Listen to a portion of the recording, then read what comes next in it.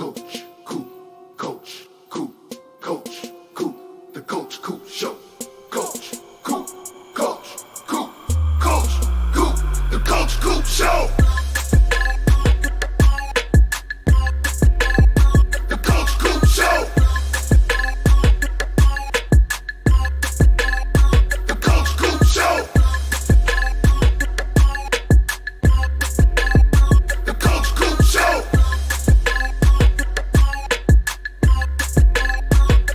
Coop Show. Yo, what is going on, Miami Hurricanes, my college football family? You know, I got to throw this thing up before we get this stream started. How are you guys doing tonight? How's everybody's week been? How's your Friday? Come on, hit me with it down in the chat below. It's so good to see you guys. Joshua M. the U, what's up, man? You're cooking, but it'll be lurking. What you cooking tonight, Joshua? What's for dinner? Graham, what's going on? B-Do Miami. We got Nick 305 Canes. Phil Romano was here early. We got Space Mountain. C. Crip, who was here like early. Sean Rounds, Dennis Bennett, Anthony Manzano, Robert Harris, Lamb Fan. We got DJ in the building. Pikachu 2, Phil B. Oh, we still got the FSU fans creeping, guys. They're still hanging around, and I get it. You can go ahead. Go ahead, throw the shade, get it out the way. Hold up. Let me just sit back. Go ahead.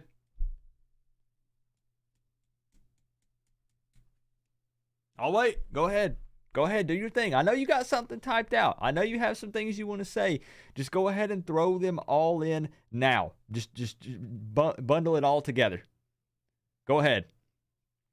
Good deal, Ronald. Good deal. What's up, lagging? Let's see. What else we got? King Leo VT, my man. Would you like to call in tonight? Represent your squad? Huh? I know you're a Hokies fan. What's going on, Christian? Whoa, what are we talking about, Ed Reed? What are we talking about? Where's the Ed Reed? I'm missing the Ed Reed conversation. Show your hair? I mean, I can show my hair again if you want. It's still red. So I appreciate you guys being here. Before we get this thing kicked off, I just want to give a shout out to each and every one of you for watching this live right now, and for everyone who watches this after the fact once it uploads. The reason I say that is because, of course, right now, all of the talk, all of the hype is revolving around who are we going to hire as our new athletic director. Everyone's excited about, that guy's not going to be retained. Right? There's what, like 0.00001% chance that Manny is retained. So we're already looking at potential head coaching candidates. So everybody wants to, go live, and everybody wants to talk about those two things, and I will happily discuss them tonight. But we have to remember that we do have a football game tomorrow. There's still 2 regular season games on the schedule for us, and we're taking on Virginia Tech in our last home game tomorrow night. 7:30 p.m. Eastern time on ACC Network. So we got to talk about this game and break it down just a little bit. And we can do score predictions. And then we can also talk about the AD and the head coaching stuff. So don't feel like you can't discuss those things in the chat, because you absolutely can. It's what's happening. It's what's popping at the University of Miami right now. And everyone wants to talk about it, and nobody can get enough of it. And I'm right there with you guys. I am. I do need to poll everyone before we get into the Virginia Tech talk. I want you to put a 1 if you would be okay with Lane Kiffin becoming our head coach, and I want you to put a 2 if you would oppose it. I'm not saying that Lane Kiffin is your first choice. I'm saying, would you be okay with Lane being our head coach? Put a 1. If you completely oppose it, put a 2. I need to feel out everybody. I need to feel out the Canes fans. Just go ahead. Let me know. I'm just curious. Okay, so Lagan put a 2. We're going to go ahead and get him banned. William put a 2. We're going to go ahead and ban him. Mods, go ahead. Paul put a 2. We're going to go ahead and ban him. Christian with a 2. Let's go ahead and ban him as well. John Smith banned. I'm just playing, guys. I'm just kidding. Don't freak out. I'm not banning anybody. Guys, I'm not going to ban Miami Hurricanes fans if I'm not banning the FSU fan that's in here, or the Virginia Tech fan that's in here. I'm not banning you guys. I just wanted to kind of see where you guys stand with it. Oh, we dropped a ban ever. Bergie, what's up, man? How's your week been? Why are we discussing the Manny isn't getting fired? Lawrence.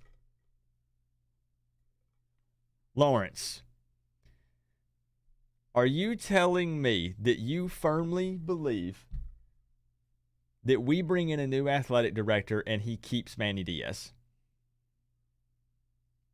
I'm not judging you. I'm firing back and asking you, do you actually believe that? Do you think that there's a chance? Like, how often does that realistically happen? Especially when you're looking at a Miami team right now that's 5-5. We have 2 more games. So best case scenario, we're 7-5. And do you think that they actually, why would the athletic director want to kick off his career at Miami by retaining Manny and potentially being completely mediocre in 2022? Why would he want to do that? That would not make sense to me at all. Like, I don't understand how that could even be honestly a possibility. The only way that could play out to be a possibility is if the guy we're wanting, there's some kind of scenario where we couldn't get him until the following year, but we knew for sure we were going to get him. Does that make sense? I think that's the only way. Cam Underwood's hashtag Let's Be Jerks. I'm all for it, bro. You know I'm on that lane train, baby. Edub Kane CWO representing. What's up, man? Why haven't they fired him already? Because why would we go ahead and fire him now? We're bringing in a new athletic director who is going to help us search for a new head coach. So why not just go ahead and let it play out through the rest of the season? There's way more to it than just saying you're fired or putting a sticky note on your door that says pack your things. There's paperwork involved. There's multiple steps and various things that need to happen behind the scenes. It makes sense to me to let it play out and let him finish the regular season. By then, we might have a new athletic director, at least in the works, or have a specific guy in mind that has said, yes, I'll do this thing. And then maybe we can Manny and he doesn't coach the bowl game. That's kind of what I think. Or maybe he even does play out and coach the bowl game as well. But I'm just saying that I personally, my opinion, maybe I'm wrong, I don't think that there's any chance Manny is retained with a new athletic director coming in. That killed that, period. So I'm just saying, that's just my opinion, though. Again, I could be wrong. His dad still has pull. Not at this point, man. Ain't no way. Ain't no way that Manny's dad still has any kind of pull or anything within that. We fired our AD for a reason. We've got to a boiling point to where we're just sick and tired of it. We've been embarrassed on national TV. Social media is an absolute wreck, a total disaster from the fans. Ticket sales are down. Nobody's happy, bro. So I'm just saying, would I want Ed Orgeron? No, I would not. I don't let me and Ed just no. Sean says the lane train. Do we have a new AD yet? We do not.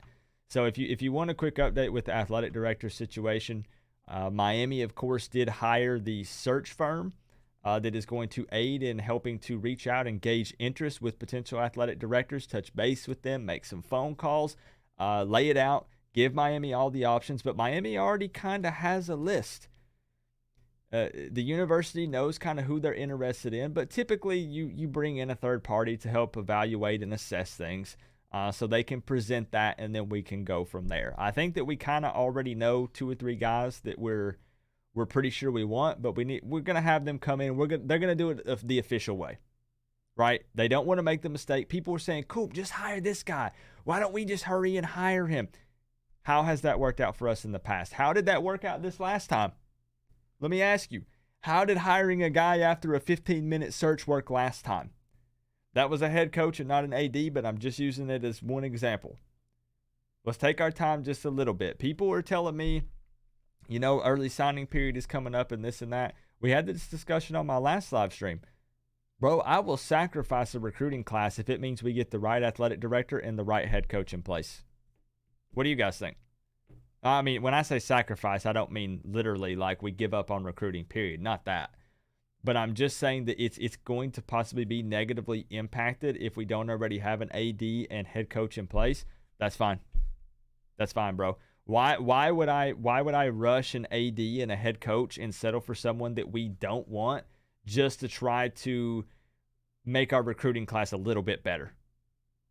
Does that make sense? I think we're fine. I'm perfectly fine with kind of waiting it out a little bit. Do you guys not believe that my hair is still red? What about Hugh Freeze if we can't get Mario or Lane? I would prefer I would actually pursue Luke Fickle before I would personally go for Hugh Freeze, but that's just my opinion. Hugh Freeze, I could see that being someone that maybe they take a look at, but I would actually go for Fickle. I would actually pursue him over Freeze. That's just my personal opinion. We have a great young team. How about promote Rhett Lashley to head coach? I'm actually not interested in that either. I want new blood, man. I want people coming in that have no ties to Miami, and I don't want anybody promoted from within. I'm sorry. Rhett Lashley hasn't been the train wreck that Dan Enos was. Rhett Lashley does have some promise. He does show some potential. But again, guys, when you bring in a new athletic director, he's going to bring in his guy that he wants at head coach. That head coach is going to bring in the guys that he wants on his staff. The likelihood of people being retained on the current staff is slim to none. It's extremely low. Just saying. So goodbye, Manny Diaz. Goodbye, Rhett Lashley. Goodbye, T-Rob. Goodbye, DVD. I'm sorry. I might be in the minority here. Cypher says Luke Fickle turned an AAC team into a Big 12 team would be a great hire. I would be okay with Luke Fickle. Yeah. Everybody going to be gone. I agree, Bergie. That makes no sense. There's no way. Okay. Tell me this. Who would, if we bring in a new, oh boy. Oh gosh, calm down, Coop. I said we were going to discuss the Virginia Tech game, and all I've talked about is athletic director and head coaching stuff. It's going to be a long night. Okay. Let's say we bring in a new AD, which is guaranteed, but then let's also say we bring in a new head coach. Is there anyone on this staff that you would keep? You come in as the head coach.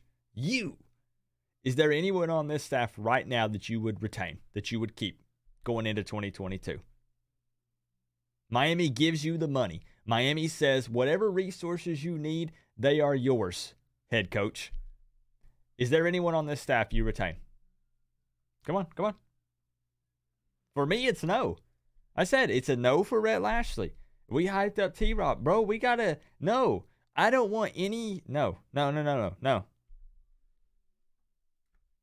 There are people you guys would retain? Really?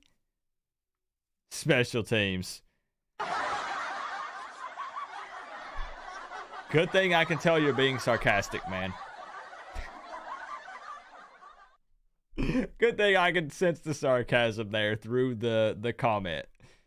You would keep Rhett? I wouldn't, bro. If there is someone that I would keep, okay? If there is anyone that would be a maybe, it would be Rhett Lashley. Just because, again, there is some potential there. Otherwise, no. Nope. What about Ed Reed? I think that Ed Reed will step down. I don't know. Ed Reed at Chief of Staff, people have argued that they want him there strictly for the fact of he's an alumni and his presence, on the field and at practice and on game day. But I don't know that Ed Reed wants to be there long term, not as Chief of Staff. Would Ed Reed like a defensive coordinator position or some type of higher up something at Miami? I think he would, possibly. But as far as him just kind of retaining that middle of the road Chief of Staff, he gives some input. He hangs out and smokes cigars. I don't know that he keeps that up much longer, just honestly. Joe Brady, I don't want an up and coming coordinator dude. That's my thing. My issue, guys, is that I need a big time splash hire that has a proven resume. I don't want an up and coming guy. I don't want a guy that looks promising because his offense is putting up huge yards and he's an offensive coordinator. I don't want a guy who's a DC because his defense is number 3 or number 5 in the country. I don't care. I need a guy that is a head coach, has been a head coach, and is going to come in and be the head coach of the University of Miami Hurricanes. Bro, I'm slurring my words. I'm getting flabbergasted here. Flustered. New strength and conditioning coach Bergie has been harping on this for a while, and I agree. Same thing. We just need a full fresh start New To blood. where to you? It is what it is. It's what we got to do. I hear Justin Fuente is available. See you, Tom.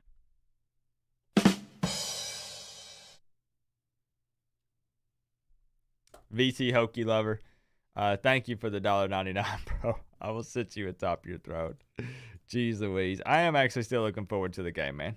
I am. And I hope that you'll stop in tomorrow and hang out for a little bit and talk some trash. Like real talk for a minute. Because we only got 2 games left, guys. We're excited about the offseason and the things that we have going on. I'm going to shift. I'm going to shift us, guys. I'm forcing us to talk about the Virginia Tech game. And VT Hokey Lover kind of opened that up for us. And then we'll get back on the AD and head coaching stuff. We still have a game tomorrow. There are 2 regular season games left for the Miami Hurricanes. And then college football is as good as done. If you strictly follow the Miami Hurricanes. Of course, there'll be playoff games and other various bowl games and yada, yada. But we wait all year for college football to kick off, and it's coming to a close, man. So let's talk about this Virginia Tech game for a minute. Can we do that? Let's talk about it for a few minutes, and then we'll get back on topic. So Miami Hurricanes versus Virginia Tech. Both of these teams have the exact same records: 5-5, 5-5. Both are 3-3 in the ACC. So basically, what we're looking at here, guys, is both of these teams fighting for bowl eligibility. Both have 2 games remaining on their schedule. Both need to win one of them, at least one of them, to be able to go to a bowl game. Both of these teams have been very inconsistent. Miami dropping games to, North Carolina and other various teams that we shouldn't lose to, Virginia, but then beating a ranked NC State and a ranked Pitt, but then also traveling to FSU and losing. Virginia Tech looked like they potentially had some promise, but their biggest victory is against North Carolina, their first game of the season, 17-10, and North Carolina is now 5-5. So it's the battle of the 2 mediocre teams fighting for bowl eligibility. There's a ton of distractions for both of these teams. Exactly, Bergie. Bergie says, you know what Virginia Tech and Miami have in common? Neither has a real head coach. There have not been truer words spoken tonight, Bergie. Miami has huge distractions right now. Athletic director fired. The players know that probably means that Manny is next. So can we come out focused? The other side of the coin here is that Virginia Tech, they have the same AD, but they just fired their head coach. So their current D-line coach, J.C. Price, is going to be the interim head coach in this game. So how will they respond without having Justin Fuente on the sideline? So they're going to have tons of distractions to deal with. Like I said, let's just be honest. Both teams are mediocre and inconsistent, but I still love watching the Miami Hurricanes take the field, and I want to try to enjoy the tail end of this season. Now let's go over and take a quick look at the weather report for tomorrow. Not really looking forward to the way things are shaping up weather-wise. Starting at about 2 a.m. this morning, the rain chances continue to climb, and that stays consistent all throughout the night and into the morning hours. And then coming up in the afternoon, we're hovering around 50%. There's a chance that it rains tonight, and there's even a chance that it's raining at kickoff tomorrow. It's a 7:30 p.m. game, 56% chance of precipitation. So is it a wet one? Is the field going to be soppy and soaked? We'll find out. Luckily, though, we do play at, Hard Rock Stadium. Yeah, insert your Miami Stadium jokes right now if you're a fan of Virginia Tech or FSU or Alabama or whoever lurking in the chat. But otherwise, they have a great drainage system in place, so hopefully that won't be too big of an issue. Tomorrow, the uniform combo, because this determines if we win or lose. Green over white for our final home game at Hard Rock Stadium. Virginia Tech going with the maroon helmets. Their color is maroon, isn't it? Yeah, maroon. White jerseys, maroon pants. Taking a look at ESPN, they do have Virginia Tech as the underdog, 27.5%, Miami 72.5%.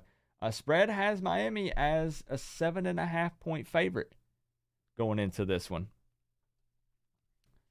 And you guys don't. Here's the thing: you can continue to talk about the AD and coaching staff stuff. Like this is an open chat room. So even if I'm sitting here just spitting off stats about Miami and Virginia Tech and stuff, it's okay to keep talking about the other things as well. It's perfectly fine. I'm not going to get mad, all right? You saw my score prediction for it. Miami getting the dub, 35-28. We are the better team, not by a lot, but we are the better team overall. The biggest thing is who deals with the distractions better. We do have home field advantage here, so hopefully the seniors want to go out with a bang at Hard Rock. And I think that when you match us up, we are clearly the better team. But again, at the same time, not by a lot. So I'm kind of contradicting myself. It depends on which Miami Hurricanes team shows up tomorrow. All right, that's what it comes down to. Hopefully James Williams is healthy and ready to go, because he was dealing with a lower extremity injury, kind of groin area, upper thigh. I'm not going to go into details because I don't know exactly what it was, but hopefully he is healthy. He kind of injured that in the FSU game.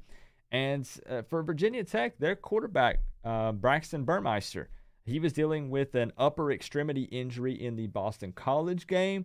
Is he going to be 100%? Is he going to try to push himself? Do they just sit him? I don't 100% know the answer to that question just yet. We'll see whenever they're warming up tomorrow to get ready to take the field. Obviously, for Miami, a few more talking points for the Virginia Tech game.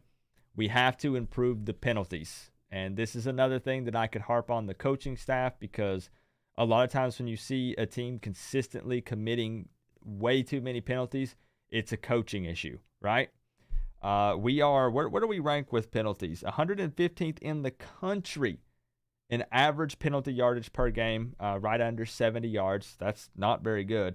To give you a comparison, Virginia Tech comes in at about 41. So 68 versus 41. That's a pretty big difference.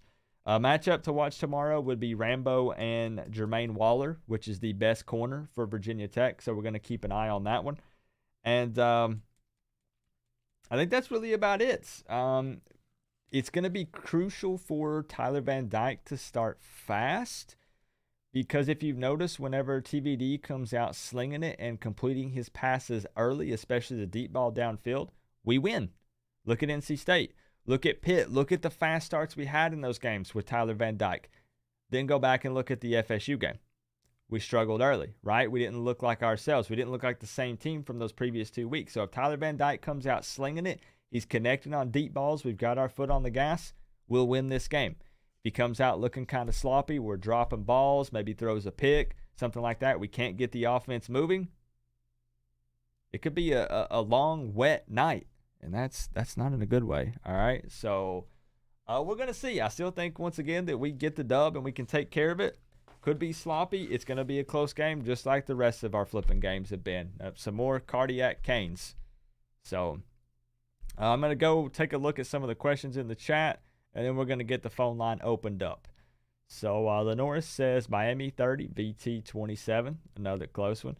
Bring Ken Dorsey as OC. So I wouldn't be upset, so to say, with Ken Dorsey as OC, but definitely nothing higher than that. This Ken Dorsey as head coach or Ed Reed as head coach is absolute nonsense. No. I would not want either one of them as head coaches. What results get Manny left on the tarmac? Big loss, any loss, tie, nothing. Manny will, they will keep Manny at least through Duke, 100%. We need to switch to Jordan brand. I've seen talks about that. It's interesting. But if you really think about it, man, I talked about, maybe revisiting this Adidas contract that runs through, I think, 2026 or 2027 when the new athletic director comes in. I don't know, when I think about it, how I truly feel about that. Like, what is a more popular brand nowadays? What are the kids wearing? Guys, I'm 32 years old. I'm an old man. What are you youngsters in the chat that are 16 and 18 years old? Like, what are you guys wearing? Are you wearing Adidas or Nike? Are you rocking Yeezys? Are you rocking LeBrons?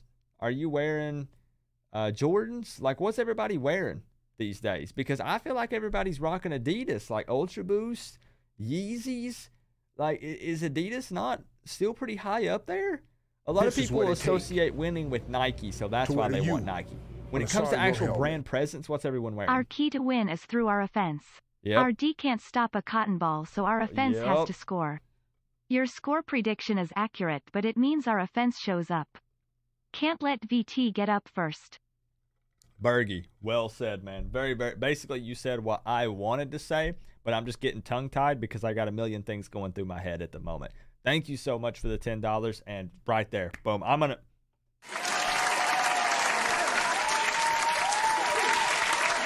Bergie, my man, coming through to save the day, to sum up what we're trying to say here in this stream tonight. It would have took me an hour to say that, Bergie. It really would have. I appreciate you, man. Thank you for the love. I know that the hype is low for the game. I get it. And I noticed that not nearly as many people are going live and talking about this game. Have you guys noticed it? Not nearly as many. There's not as many breakdowns. There's not as many people going live and just talking about it and doing hangouts because most people have moved on. Most people want the season to just go ahead and end so we can figure out this AD and head coaching thing. And I understand. I do. But I don't. At the same time, I don't want college football to be over, if that makes sense. So what are we saying? Jordan, Nike. Nobody wears Adidas except for Yeezys? Are you sure, bro? I see people walking around in Ultra Boost every day.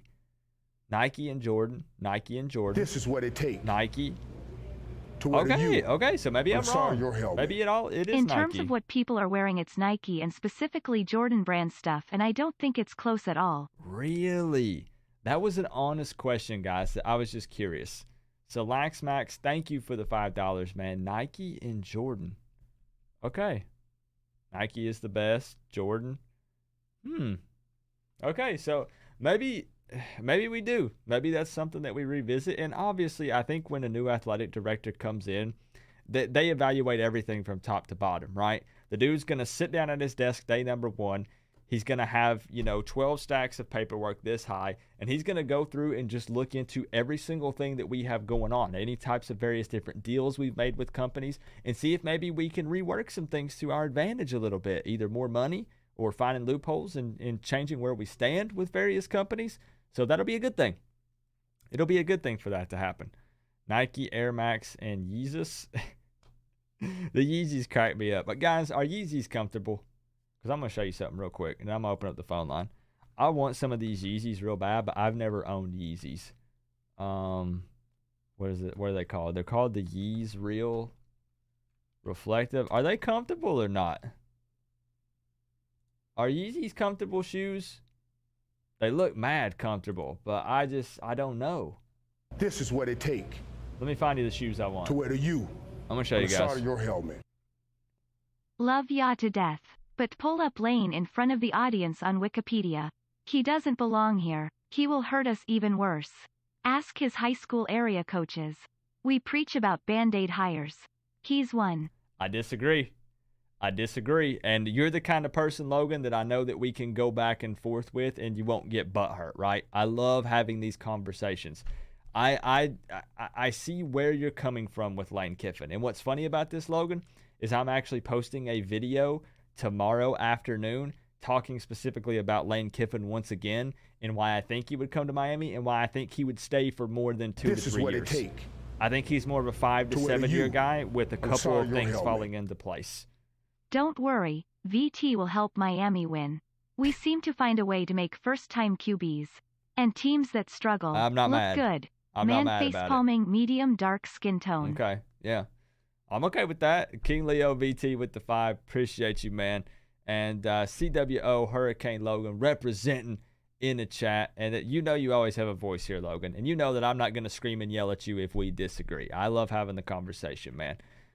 So thank you so much, Ty and Bergie, with the top donation. Let me sit you atop your throne while you guys tell me if these shoes are cool or not. The Yeezy Boost 350 V2 Yeezy Real Reflective. Are these cool? Are these comfortable? Like if I walk around as a 32-year-old, am I gonna have 18-year-olds thinking I'm cool if I wear these? Or no? Am I gonna get made fun of? Am I too old to wear those? 32 years old wearing Yeezy Real Reflectives? Logan, let me sit you up here, bro, with Bergie. Oh, man, you guys think I'm crazy. Wait, we already knew I was crazy. What am I talking about? You don't have to think we're not just now figuring this out. We know this. There we go. It's a little small to get both of you up there, but hopefully you can read it. Clean. This is what it okay. Okay, clean. To Fire. Nice. Okay. Okay. For the tip jar, can't let Florida State beat us 2 weeks in a row. Hey, Street Value. Regards. Appreciate you, This bro. is what it takes. Thank you for the $5, man. To wear the U Thank you for the love. on the side of your helmet. Score Pred 17-10 Miami. Won't be high scoring emo. Yeah, that could be interesting, especially if it does rain, BT Hokie Lover. If the field is already wet, and then if it rains again on top of it, then yeah, I could see it. But you know what? See, here's the deal, guys. I'm literally posting a video tomorrow talking about Lane Kiffin. But let me sum up part of it. Let me sum up what I want. Here I go. I'm back on the coaching talk again. Here we go. Okay. Give me a second. We just allowed $30 million for our program. Yep, and we extra. are thinking Lane? Extra, Come right? on, family. We're better and deserve better. I think you're crazy as of now. That's okay. I am crazy, Logan. 100% I'm crazy, bro. Thank you for another 5, man. So I do have to return the question, though, Logan. Who's your number one guy? Is it Mario or is it someone else? And you don't have to donate to let me know, my friend. Just drop it in the chat, and I'm curious. I want to know. Bergie says, but Coop, no one stays here long.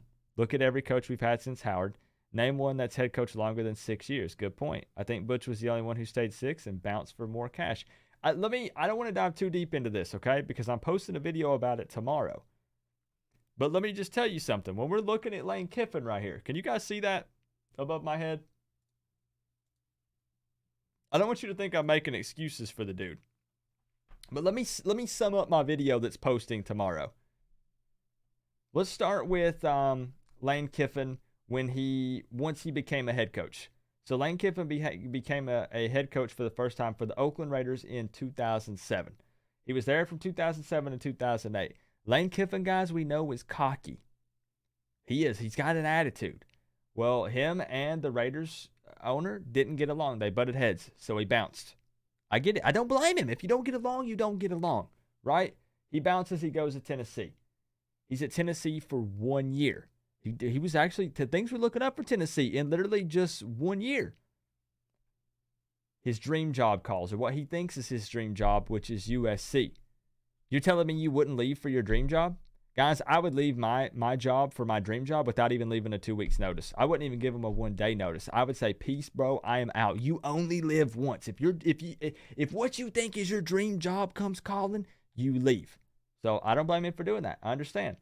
But after like 2.5 seasons, things don't work out. He gets canned. Bummer, right? He goes over and tries to work under Nick Saban as an OC and quarterbacks coach.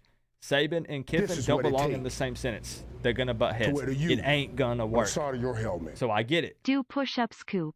It's Mario or bust. Now, Who else fits us perfectly? Hold on, wait. Who got Justin Flo? Pay the man and get him here and award him the chance. Wait. Let me finish my argument about Lane real quick, Logan, and then I want to address what you just said.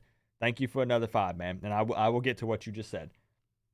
So Lane and Saban just ain't going to mix, right? They made it work for a couple of years. He leaves and accepts another head coaching job at FAU because at the end of the day, Kiffin, like I said, he's cocky. He wants to be a head coach. He wants to run the show. So a head coaching opportunity opens up. South Florida, beaches, women, clubs. Bro, it makes sense. He wants to be in South Florida. Comes down to FAU, but what can he do at FAU, guys? What can he truly do on a national stage at FAU? All he's going to do is sit there and win conference championships. That's all he's going to do. So I don't blame him, even when he went to FAU for a couple years, that when a big boy school, SEC, Ole Miss comes knocking, he picks up the phone. He answers. He says, "Yeah, absolutely. I'll be back in the SEC. I can take down Nick Saban. I'll be playing with the big boys now." So he takes the job at Ole Miss. Well, guess what? Now if Miami comes knocking, do you want to know why he answers? He can't get through Alabama in the West, and even if he does, he's got to face Georgia in the East. Look at his record. We're hiring a swagger golden. So literally he's stuck. It was a better opportunity than FAU. It was more pay, greener pastures, so of course he left. But now if Miami calls, let me tell you something. This is literally going to be in my video tomorrow, so you guys are going to hear this whole spiel again. If he comes to Miami, tell me that Lane Kiffin doesn't win the ACC in 2 or 3 years. Do you know what conference championships in the ACC potentially lead to? Then you start talking college football playoff talks. Am I saying that it would be because we're that good? I am not. But I'm saying that it would be easier here, and the path to the playoffs makes more sense for Lane at Miami, which is what he's searching for, is a national championship. Makes more sense here than it does at Ole Miss, because he won't be able to get through Alabama or Georgia for the foreseeable future. That's my spiel. What do you guys think? But this, yes, yes,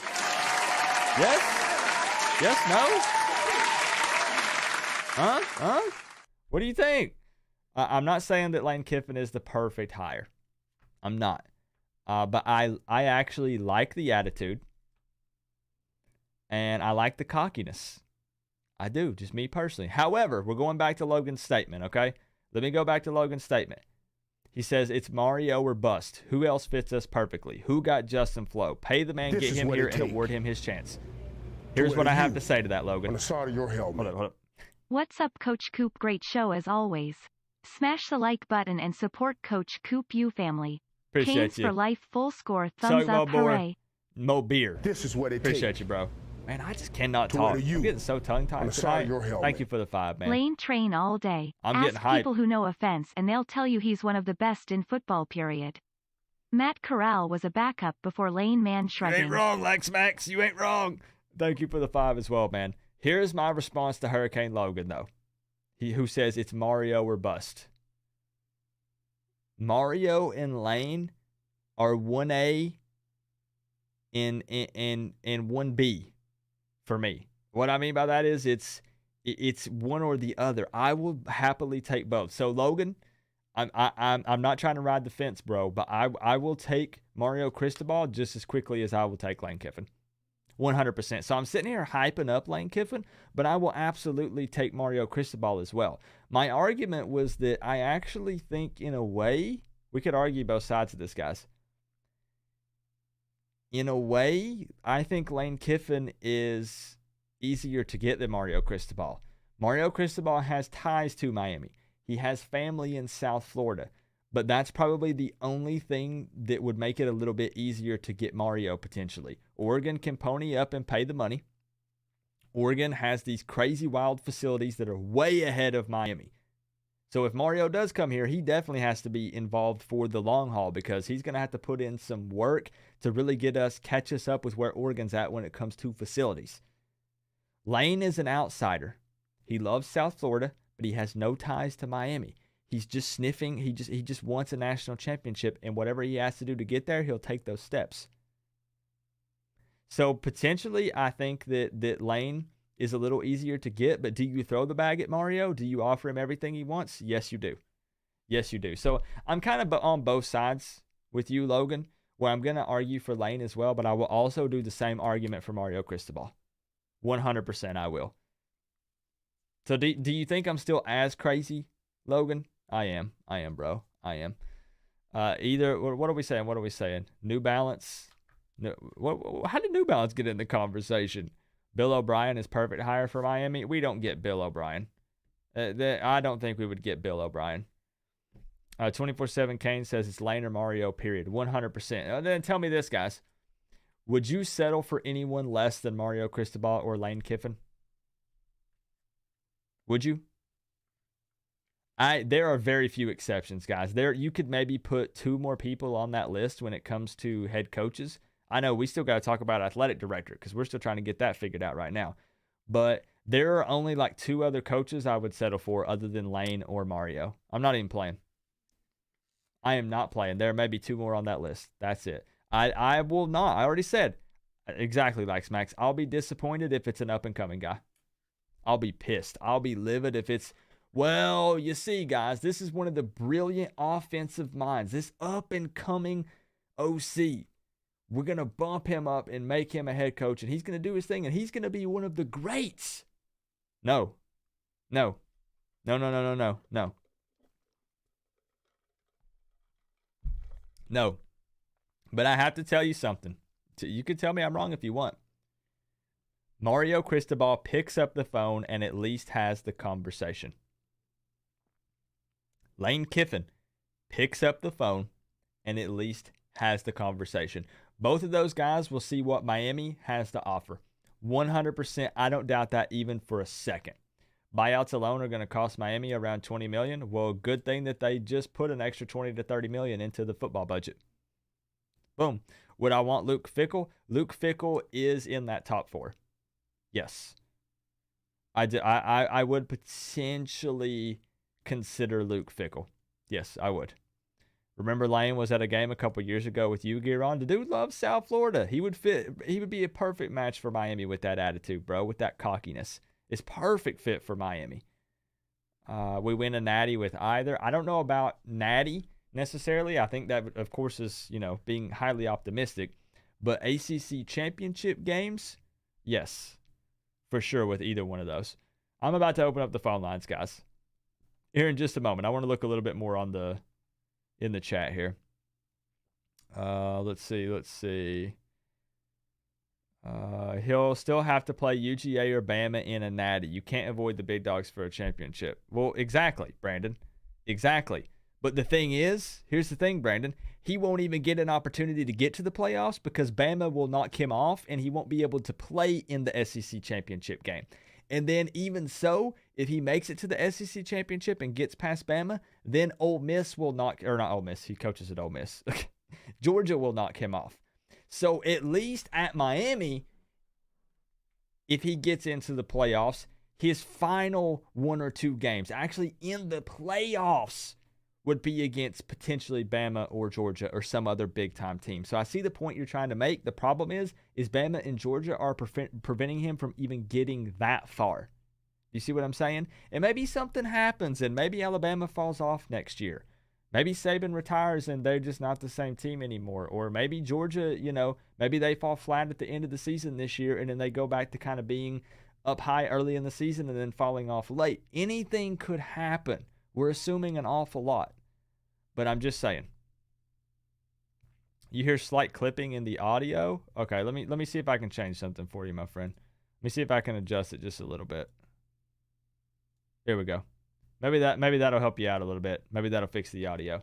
His buyout is cheaper than Mario. Yeah, here's the biggest thing I don't want to happen here. I don't want us to rush the AD or head coach hire. Cody, my man. Coming through, he says, choo-choo. Are you aboard the Lane train, Cody? I know you're an LSU fan, but what are you thinking? Are you wanting Lane Kiffin? We do have to compete with LSU searching for a coach and USC and some other schools. Virginia Tech. Lane and Mario don't want to go to Virginia Tech, though, bro. But LSU could be a legit threat. USC could be a legit threat. So, what's up, Coop? Having dinner, watching this show. Thank you, South Georgia Kane. Appreciate you, man. Enjoy your dinner. We want to build a program to replace Bama or Georgia. Yeah. What entices Lane Kiffin to leave Ole Miss? I've already talked about it, Lawrence. I've already talked about it 100 times. All of the various things that could persuade Lane to leave Ole Miss. We've talked about it. Ed Orgeron, nope. Schiano, I'm this on Schiano. That's literally the only way I know how to sum it up. LSU and Florida are threats for Kiffin. Yep, there are going to be a lot of people trying to poach him, bro. 100% there will be. There's going to be a ton of teams trying to pull him in. But I think, once again, like I said, that he picks up the phone if Miami calls. Perfect hire for Gus Malzahn. Nope, not interested. That's not the dude for me. Absolutely not. What are the chances of a second-story stadium? Basically, probably none. None. So let's get the phone line opened up tonight, guys, so we can go ahead and take some phone calls from you. We can talk about the Virginia Tech game if you guys want. Obviously, that's not really where everyone's heads are at. Everybody just really wants to talk about AD and head coach. And as I said, I don't blame you. I completely understand. Most people kind of just want to ride it out. Whatever happens against Virginia Tech and Duke happens. Nobody's really mad or upset one way or another. Obviously, wins are better than losses, but we feel like everybody's kind of at a point to where we're already rebuilding now, right? New AD, new head coach. Most likely it will be, guys.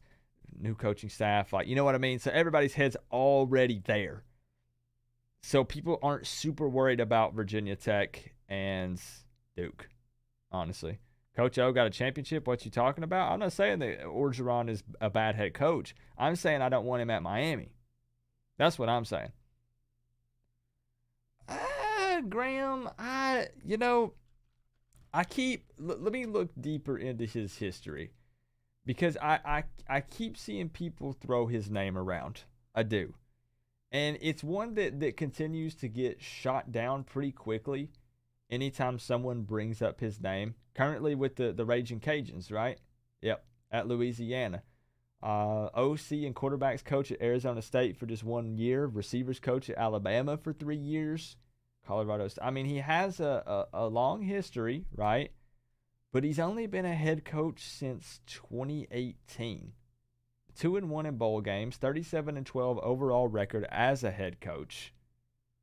I see what you're saying as a non-splash hire. So this isn't the big name guy, right? That's proven. I'm gonna have to pass, to be honest. I think I would have to pass on that dude. Now when we look at, okay, what about then if everyone's saying is Luke Fickell in your top 3? Let's take a look at his history for just a moment. When bringing him into the scenario, been at Cincinnati since 2017. Previously, though, he had not been a head coach. His overall record, 51-21, 2-2 in bowls. But a lot of people mostly talk about Fickell when it comes to the way he's turned Cincinnati around, right? Does this give us full? Here we go. 4-8, right? But look at since then, since 2018. Let me make this bigger. 11-2, 11-3, 9-1. Currently undefeated, 10-0, in the top 5 in the country right now at Cincinnati. Fickell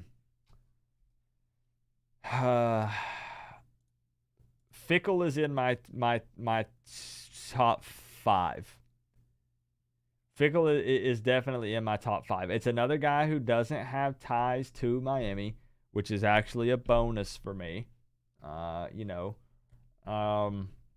in Ohio. Lane Kiffin was born in Nebraska. I'll make that point in the video. No ties to Miami. He's in my top 5. But do I think that we actually get Luke Fickell? Do I think we pursue him? I don't think that we do. But I can't really necessarily even give you an answer as to why. I'm not sure. I don't know. If hypothetically you get Lane, who do you think would be a DC candidate? Ooh. I'm going to have to think on that a little bit, and I'll tell you why. The issue is a lot of times where Lane goes, his teams score lots of points. He's known as the quarterback whisperer. Look at what he's done with Matt Corral, and look what he did at Alabama. But defensively, since he's been a head coach, a lot of times the opponents, the teams he plays, his defense gives up a lot of points, a lot of yards. And that's something that we're getting sick and tired of at Miami. So I need to think about who I would pair with Kiffin. If Kiffin, would there be a chance that Kiffin would bring his OC over from Ole Miss? What's his name again? Jeff Lebby. Would there be a chance that he brings over Lebby? This is all hypothetical, right? Muschamp, yeah, a lot of people want to see Muschamp as DC regardless of who the head coach is. That's true. That's true. That could be a possibility for me. I'm not going to count that one out, Robert. Yeah. What if, guys, let's play this scenario. Mark Rhodes as AD from Baylor, right? Brings in Lane Kiffin. Lane Kiffin puts Muschamp as DC and brings over Jeff Lebby, his current OC at Ole Miss, who has also been at Baylor at one point from 2008 to 2016. Our new AD, Mac Rhodes, who would come from Baylor. What about that scenario? What about Mac Rhodes as AD, Lane Kiffin as head coach, Muschamp as DC, and Jeff Lebby as OC. What do you think? What do you think? These are all hypotheticals. We're just having fun, guys. We're just playing. We're just throwing names out there. That could still be a thing, Robert. So Alonzo Highsmith over football operations could still be a thing in that scenario. 100%. It could be. People, guys, now, no, don't tell me that some of you guys are here that actually want Manny to step down to a defensive coordinator role. I actually saw on social media people saying, you know what? Manny just can't juggle being a head coach and a defensive coordinator. So when the new head coach comes in, Manny should just be demoted to defensive coordinator. Excuse me, what? What is going on in your brain? Are you serious? No way. That is not something that I would entertain. No freaking way. Number one, that wouldn't even happen. Why? Can you imagine how awkward that would be to have been running the program, to be head coach, to be DC, then be head coach, and then have a new guy come in and tell you what to do after you were just running the ship? That wouldn't happen. There ain't no way. He wouldn't. That wouldn't work. I wouldn't want to do that.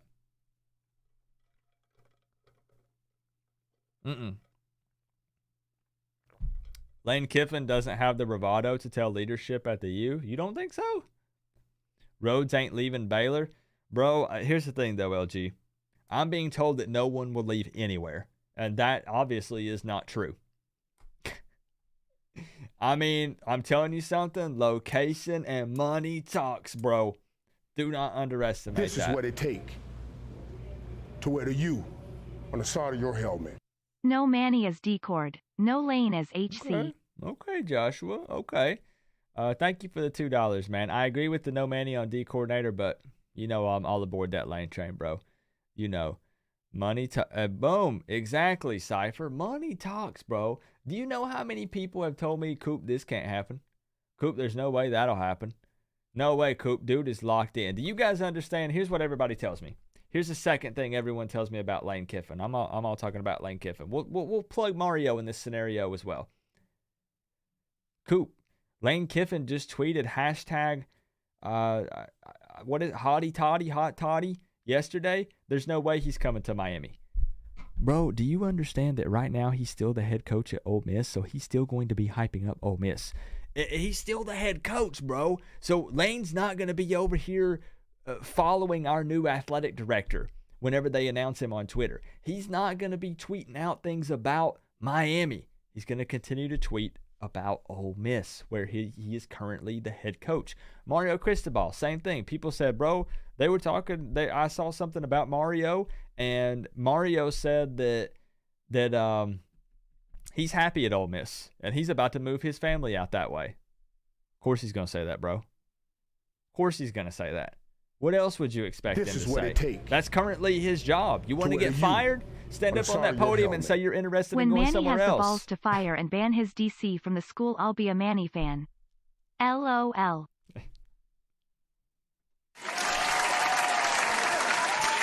Yes, Bergie. Bergie's on something else tonight, man. He's saying everything that I want to say. Lane Kiffin keeps going to different teams. I'm posting a video about it tomorrow. Fresh. How are you tonight, man? I'm posting a video tomorrow afternoon to fire back at the Lane Talk. 100%. But yeah. I mean, I think that they do push. I'm going to tell you something, Justin. I'm going to tell all you guys something.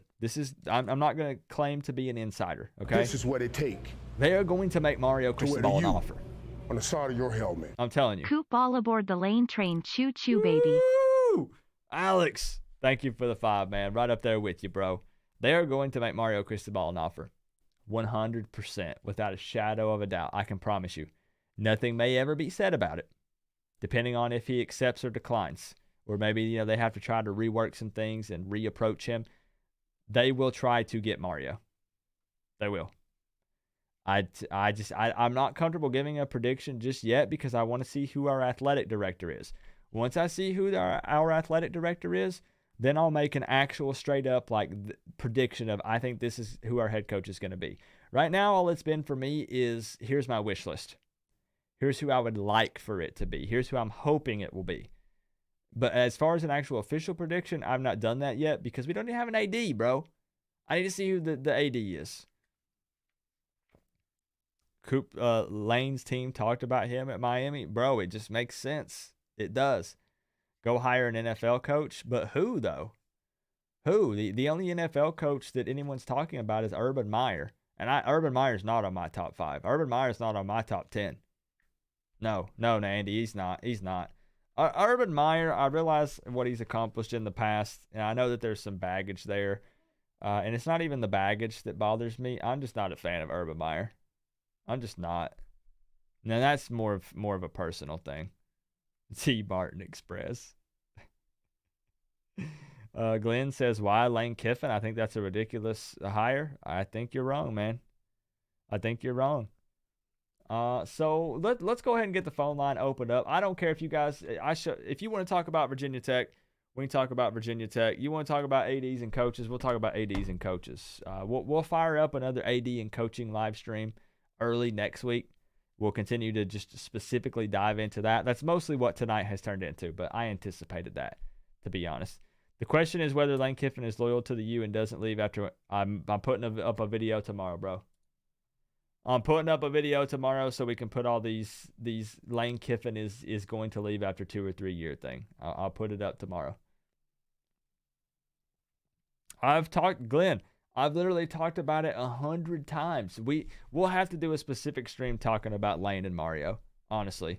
Literally, I don't have the time to get into it tonight because phone line is open up, guys. 865-229-4131. Like I said, whatever you want to talk about. The score prediction contest is over, so I realize that the hype might be low for that as well because, well, an FSU fan won the $500. You guys saw the video that I posted. I've Venmo'd him the money. So there's no money up for grabs. It's just bragging rights. Or we can talk about the state of Miami. 100%. Mario and Charlie Strong combo. Interesting. Okay, Justin. I could entertain that. That's reasonable. Okay. Briley says Miami ain't going to be able to afford any buyouts from firing this staff. Yes, they can. Mario's $9 million buyout, Mario's new salary, and the salary of Mario will require for the staff he wants. Not happening. It's not can it happen? It's if it will happen. Could it happen? Do they have the money? They do, bro. Listen, I realize that's a huge sum of money. And that's a whole different ball game. That's a whole different lifestyle that most of us can even understand. I'm putting myself in that category. On the side of your helmet. But they Coop, could do it. happy Friday, bro. 850 Matthew, thank you for the $2, man.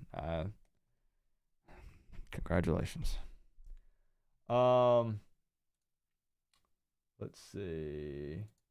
All right, so we got somebody trying to call in. Give me just a second, bro.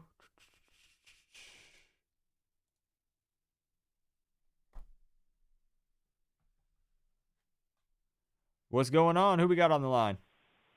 Hey, Coop, man, I got a couple things for you, man. This is Derek Bentley, man. All right, Derek. All right, bro. Hit me with it. All right. I got a couple things right here for you, man. I don't believe that Lane Kiffin's coming over there. Okay. Now wait. I believe Mario's going to head off to the west. And I wanted to ask you, man, I watched you on a show the other day, and you was telling how you thought Miami was going to beat Alabama with your song. Yeah, now I got to tell you something, to be completely honest with you. I was in a very kind of weird position with the Miami-Alabama game because during the off season, and I'm not trying to backtrack on this. I'm just being a straight shooter here. I predicted in every preseason prediction, I predicted Miami to lose to Alabama. I was one of those people that firmly believed that if we could catch Alabama early, that would be a better time to play them. But obviously, I was wrong. We got stomped, right? We got our booty spanked. But it put me in a weird spot. I'm going to be straight with you after I posted that diss track, because then a week later, I did my preview video with my official score prediction, and I just felt like there was no way that I could put out a track dissing Alabama, smack talking them, and then turn around and officially predict Miami to lose. It was kind of a lose-lose situation for me, to be honest. Just being straight and I up get with that you. Coop. So, Yeah. but, Now one other thing I wanted for you. LSU came in This is what it for takes one of the worst to wear the U on the years side of they've your had helmet. in years. Lane Kiffin is garbage. And look what Fired they did for a to poor Alabama performance that at night they USC. played them. They Suspect almost at beat them. best. Mhm. Mario, One throw Patterson, called Gundy, that and game. 20 others better than Kiffin. yeah, it was a very close matchup against Alabama. It actually kind of surprised me. Exactly. That's what I'm thinking. So I do have to. I want to ask you a question, if that's okay, if you're willing to answer. Come on with it, babe. When you talked about Lane at the beginning of the call, you said that you don't think Lane will be the head coach at Miami, right?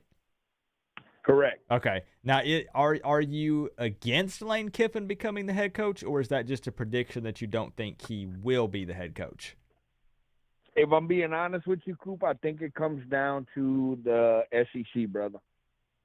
I got you, and I do. It ain't got nothing to do with Miami. I believe it or not, I'm a Louisiana boy, and I don't even watch Louisiana teams.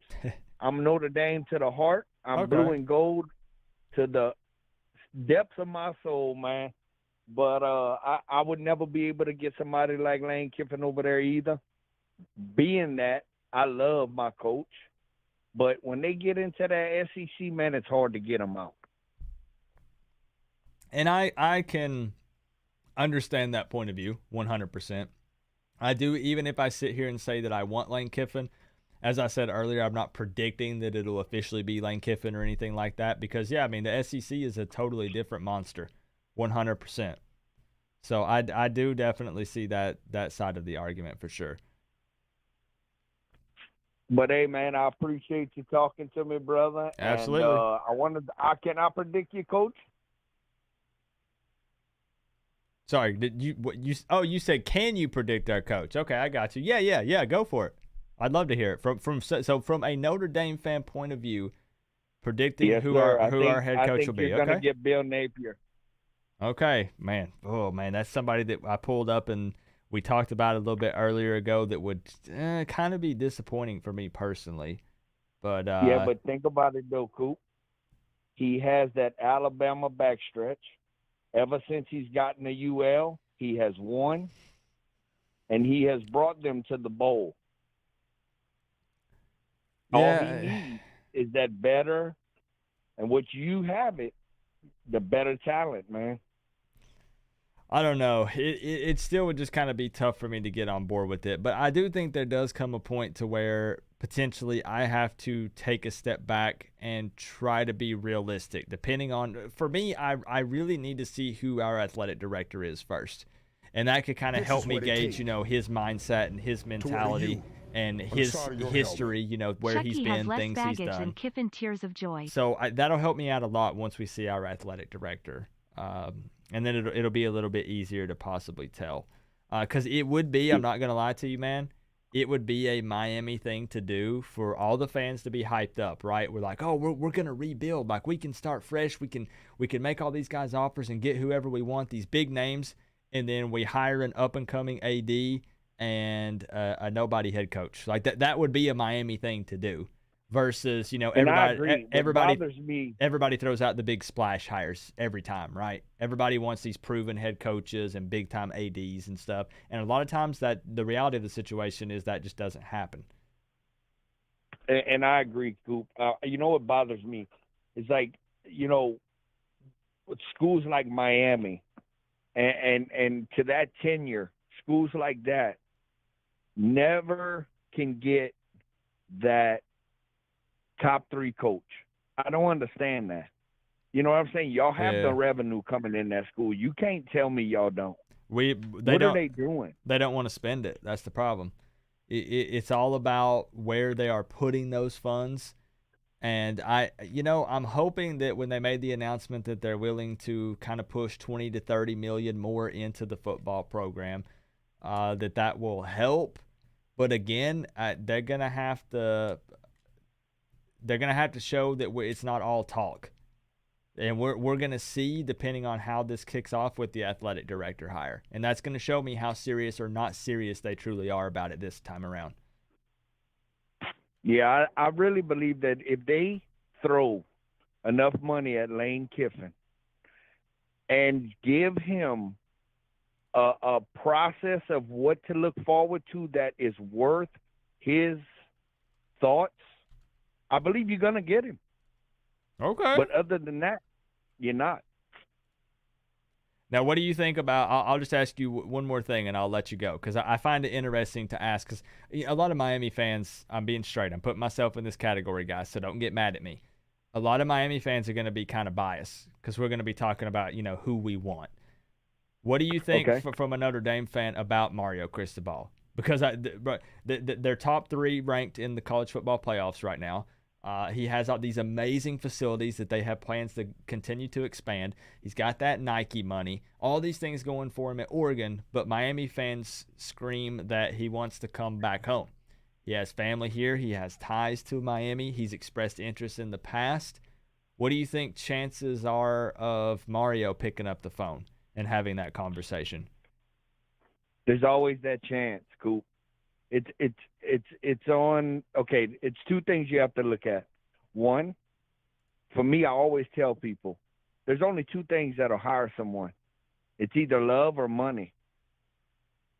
You know what I'm saying? Either you love the place enough to go back there, or you're getting paid high enough to be there. I got you. Okay. And I really truly believe Mario Cristobal, you probably have about an 8 out of 10 chance to get him at your school. Ooh, okay. See, and I do think with the argument that you're making here, I say money talks, and it does. I do think that we would have to match something close to what Oregon is giving him. But yes, I mean, when it comes to coming back home, ooh, man, it's going to be interesting. I actually really enjoy having these conversations, man, because and think about this, Coop. What is the most influential thing to a man? It's his wife and his kids, correct? Yeah, I would say that's correct, yeah. Okay. Where are they comfortable? That's what we need to figure out. Once you figure that out, I guarantee you that's where he goes because he's going to do what they're happy with. Ooh, okay. So that might make a lot of Miami fans happy in the chat right now if that came true. So, my man, I appreciate you for calling in. I was not expecting a Notre Dame fan to call in tonight, so that was a surprise for me. But I appreciate you calling in, my man, and I hope that you have a good rest of your night. You too, Coop, man. I thank you, and brother, it's always a good time watching you, man. You have a good night. All right, appreciate you, man. Yes, sir. All right, bye-bye. All right, before I open up the phone line back again, let me give some quick shout-outs to the people who donated in the chat during the phone call. Joshua came through with the new top donation, that big fat 20. Joshua always showing me mad love. He says Lane Kiffin is garbage, fired for poor performance at USC, which is true. He did. Suspect at best. Mario, Patterson, Gundy, and 20 others better than Kiffin. Now, but here's the thing, though. Here's the thing, Joshua. And thank you for the 20, man. There's going to be a lot of disagreeing tonight, guys. Yes, he underperformed at USC when he took that job over there, but how long ago was that? What has he learned since then, potentially? If we truly wanted to dig deep, hold on. If I really, really want to go back, I mean, we could nitpick anyone, couldn't we? Couldn't we go through and look at Mario Cristobal's past? Now, granted, this isn't USC.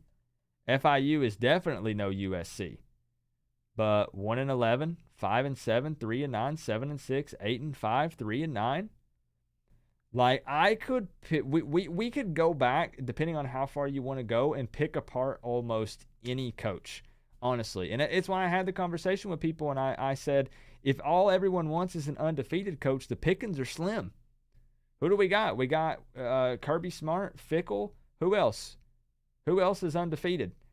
And that's just this season. If we want to go back and look in the past, that wouldn't be the case.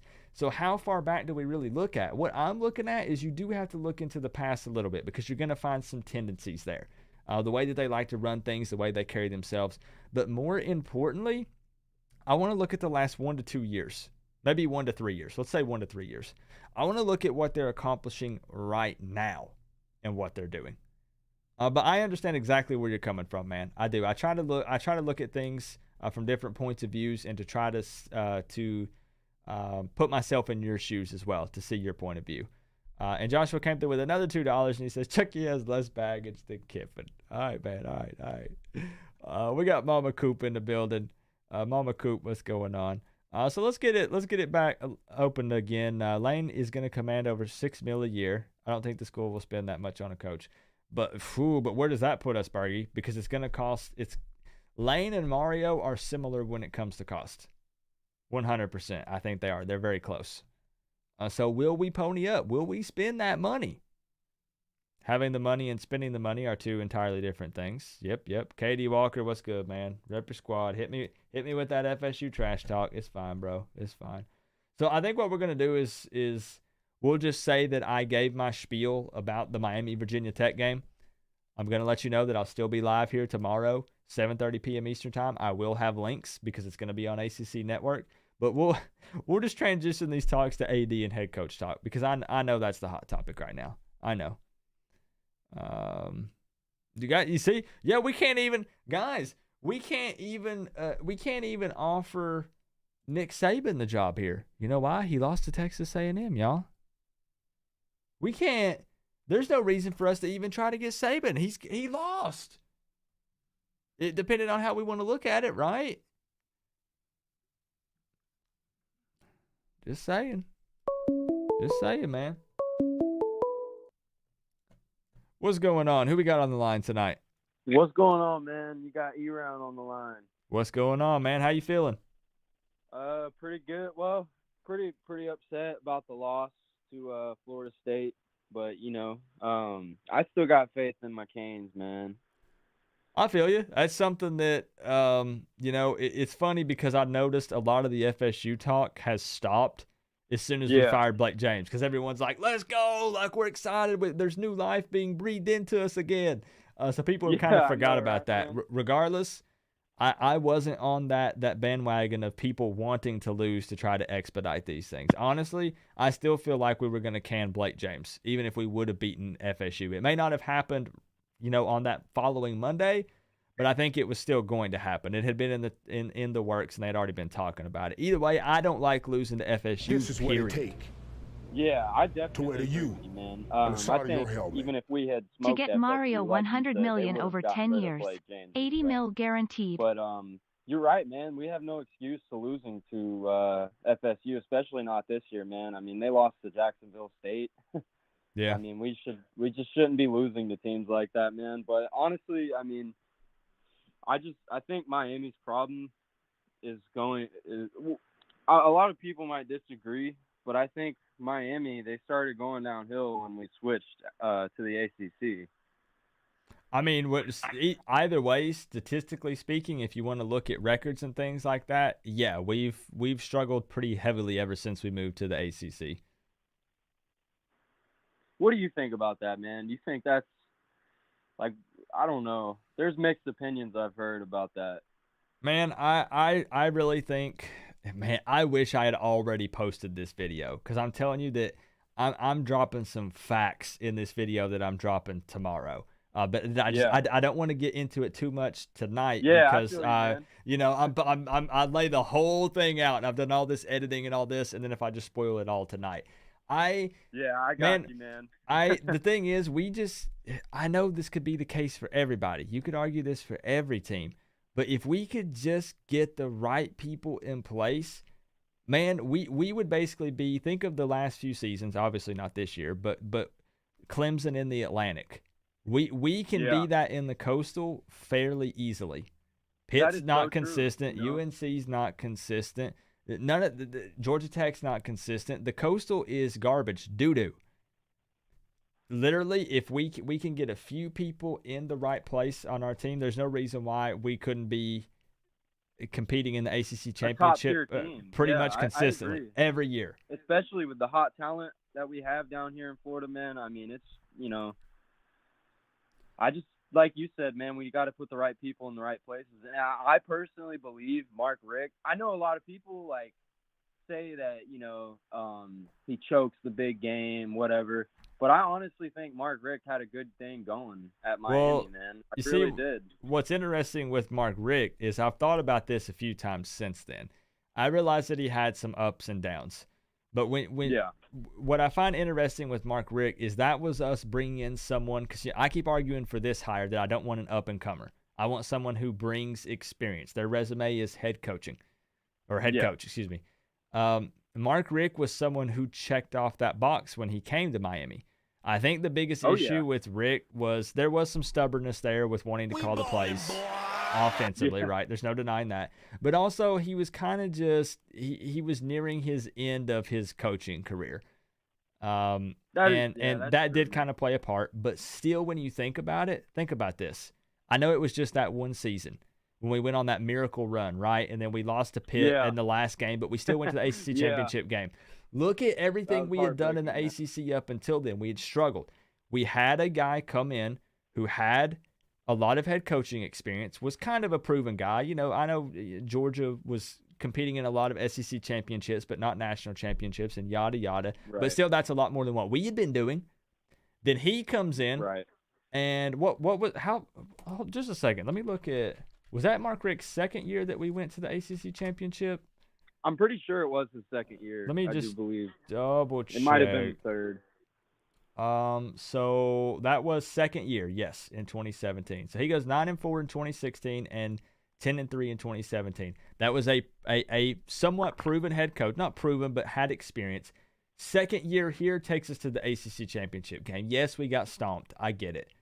But I'm just saying, that's where I'm making my argument of bringing in someone who's proven, like Lane or Mario. You bring those guys in, 1 or 2 years, we're going to the ACC championship game. And if the trend continues the way it is now, we should be able to compete, if not beat those teams that are representing the Atlantic.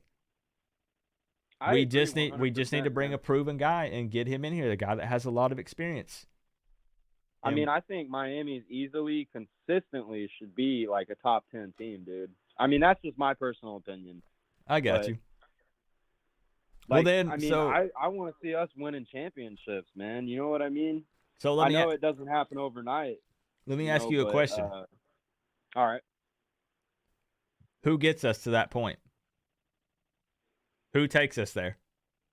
Who's your who's your numero uno? I really like that Oregon deal that you were talking about. I know that's not going to happen, but imagine how awesome. Kind of the dream scenario, happens. Right?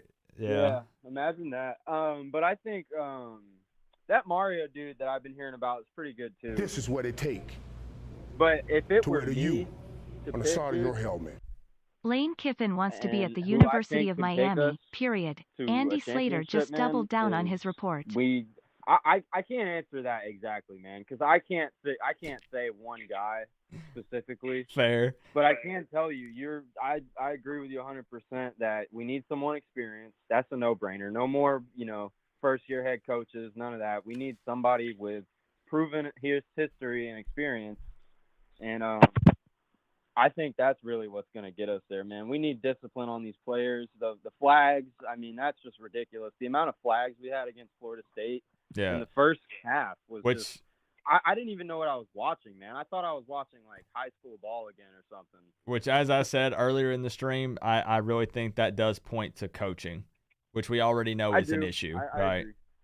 I think if we had all that stuff in the right places, though, man, we'd be unstoppable. Yeah, and it's one of those things. If we do go through and hire some up and coming guy, a coordinator from somewhere, honestly, it's gonna make me sick to my stomach. I would be pretty pissed off. I would be really pissed off, man. I would. Because no matter what, look at when we look at Manny, for instance. This is his first time being a head coach. Do we want another guy learning on the job at Miami? Do we want to be a stepping stone for some dude? Exactly. That's what I don't understand either. Like, I get it. Manny is he was he was up and coming. You know what I mean? Like they said, because his defensive schemes were so great. Just how great of a defensive coordinator he was. I mean, but that's not the point. Like we can't go off of that. You know what I mean? Like that you can't. I don't see how they even put the trust in Manny. I was skeptical about Manny Right. whenever he was first hired, to be honest, because the first-year head coach thing. I mean, you want to have a dominant program, but you're hiring a first-year head coach. I just don't understand that. Yeah, philosophy. the conversation when they're sitting at the round table here and, you know, looking at these options, the conversation does Exactly. not need to be think about the potential that this guy could have. The Exactly, and it'll conversation save needs him to a few be bucks, you know what I mean? Like, it needs to the conversation needs to be look at what this guy has already done and think about Right. what he could do here, taking us to the next level. yeah. It almost reminds me of a scenario where Miami, like, they have the opportunity to hire a great head coach, but some guy in the CEO office is like, "Hey, man, I got a guy that'll do it cheaper." Yeah. You know no, what I mean? thank you. I don't want Manny's that guy. I don't want that I don't head wanna coaching take up special, too much man. time, man. But I appreciate you taking my call, man. I'm surprised I got through, but I don't want to take up all the time. You know, let Yeah, some bro. other people Yeah, hear what they have to say and stuff. I appreciate you calling in. I know that it kind of worked out to be a weird stream because I still have it labeled as Miami versus Virginia Tech call-in and discussion. But I knew going into this one, bro. I was like, nobody's going to want to talk about this game. Like, everybody's going to watch it, but that's not the hot topic right now. You know what I'm saying? Yeah. So I get it. I totally get it. I'll admit, but I do still think we're going to put a smackdown on them, man. I think the Canes are going to come out angry, disappointed in what they just did last weekend. And I think they're going to come out and slam Virginia. And I can give you a score prediction. Hit me with it. Nobody else has, so give me one. That's it, man. I think we're going to – I think our playmakers are really going to show out. I don't know why. I just have a feeling, and I think it's going to be 31-18 – or 17, sorry. 31-17. 31-17. After I think last our week's playmakers are going to show out, man. I really do. I don't know why. I just have a feeling. After last week's performance, I'll take 31-17 over VTech for sure. It might sound crazy, man, but you know, hey, if you see the score pop up and that's it on Saturday night, you know, that feeling I got was right, man. I'm telling you, we're gonna whoop them, man. All right, man. So, hey, I appreciate you calling in, and thank you for giving a score prediction for the game. And yeah, no problem. Thanks you have for a good taking one. my call. Hopefully, I'll see you tomorrow, bro. Yeah, have a good one, man. You too. All right, bye-bye. Yeah, man. So just a heads up. I know that I said the same to him as well. But it's okay if we just continue to talk about AD and head coaching stuff. The reason why, let me just go ahead and put another disclaimer, the fifth disclaimer of the night. I labeled it as the Miami Hurricanes versus Virginia Tech call-in and discussion show because this is our regularly scheduled stream every single week. I don't want to all of a sudden act like we don't have a game tomorrow. You know what I'm saying? Like we can talk about all this stuff, but we still do play a game tomorrow. So I wanted to make sure that was in the discussion in some way. And if you're just tuning in, I went over the game and gave my spiel early on in the stream for about the first half hour or so.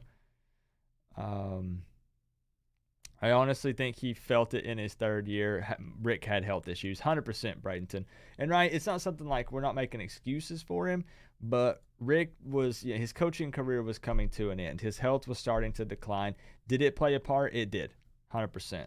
So I got to give a shout out once again to Joshua for 2 more donations. He comes through with another 5 and says to get Mario $100 million over 10 years, $80 million guaranteed. Are we willing to cut the check? Are we, Joshua? Appreciate you, man. And he became a Canes fan member 2 months in a row. 2 months. Hired Gundy?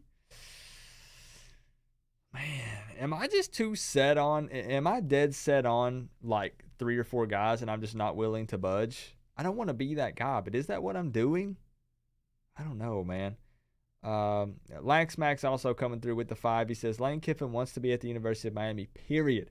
Andy Slater just doubled down on his report. He will. Like I said, if Miami calls Lane Kiffin tomorrow, bro. Actually, hold on. What time does Ole Miss play?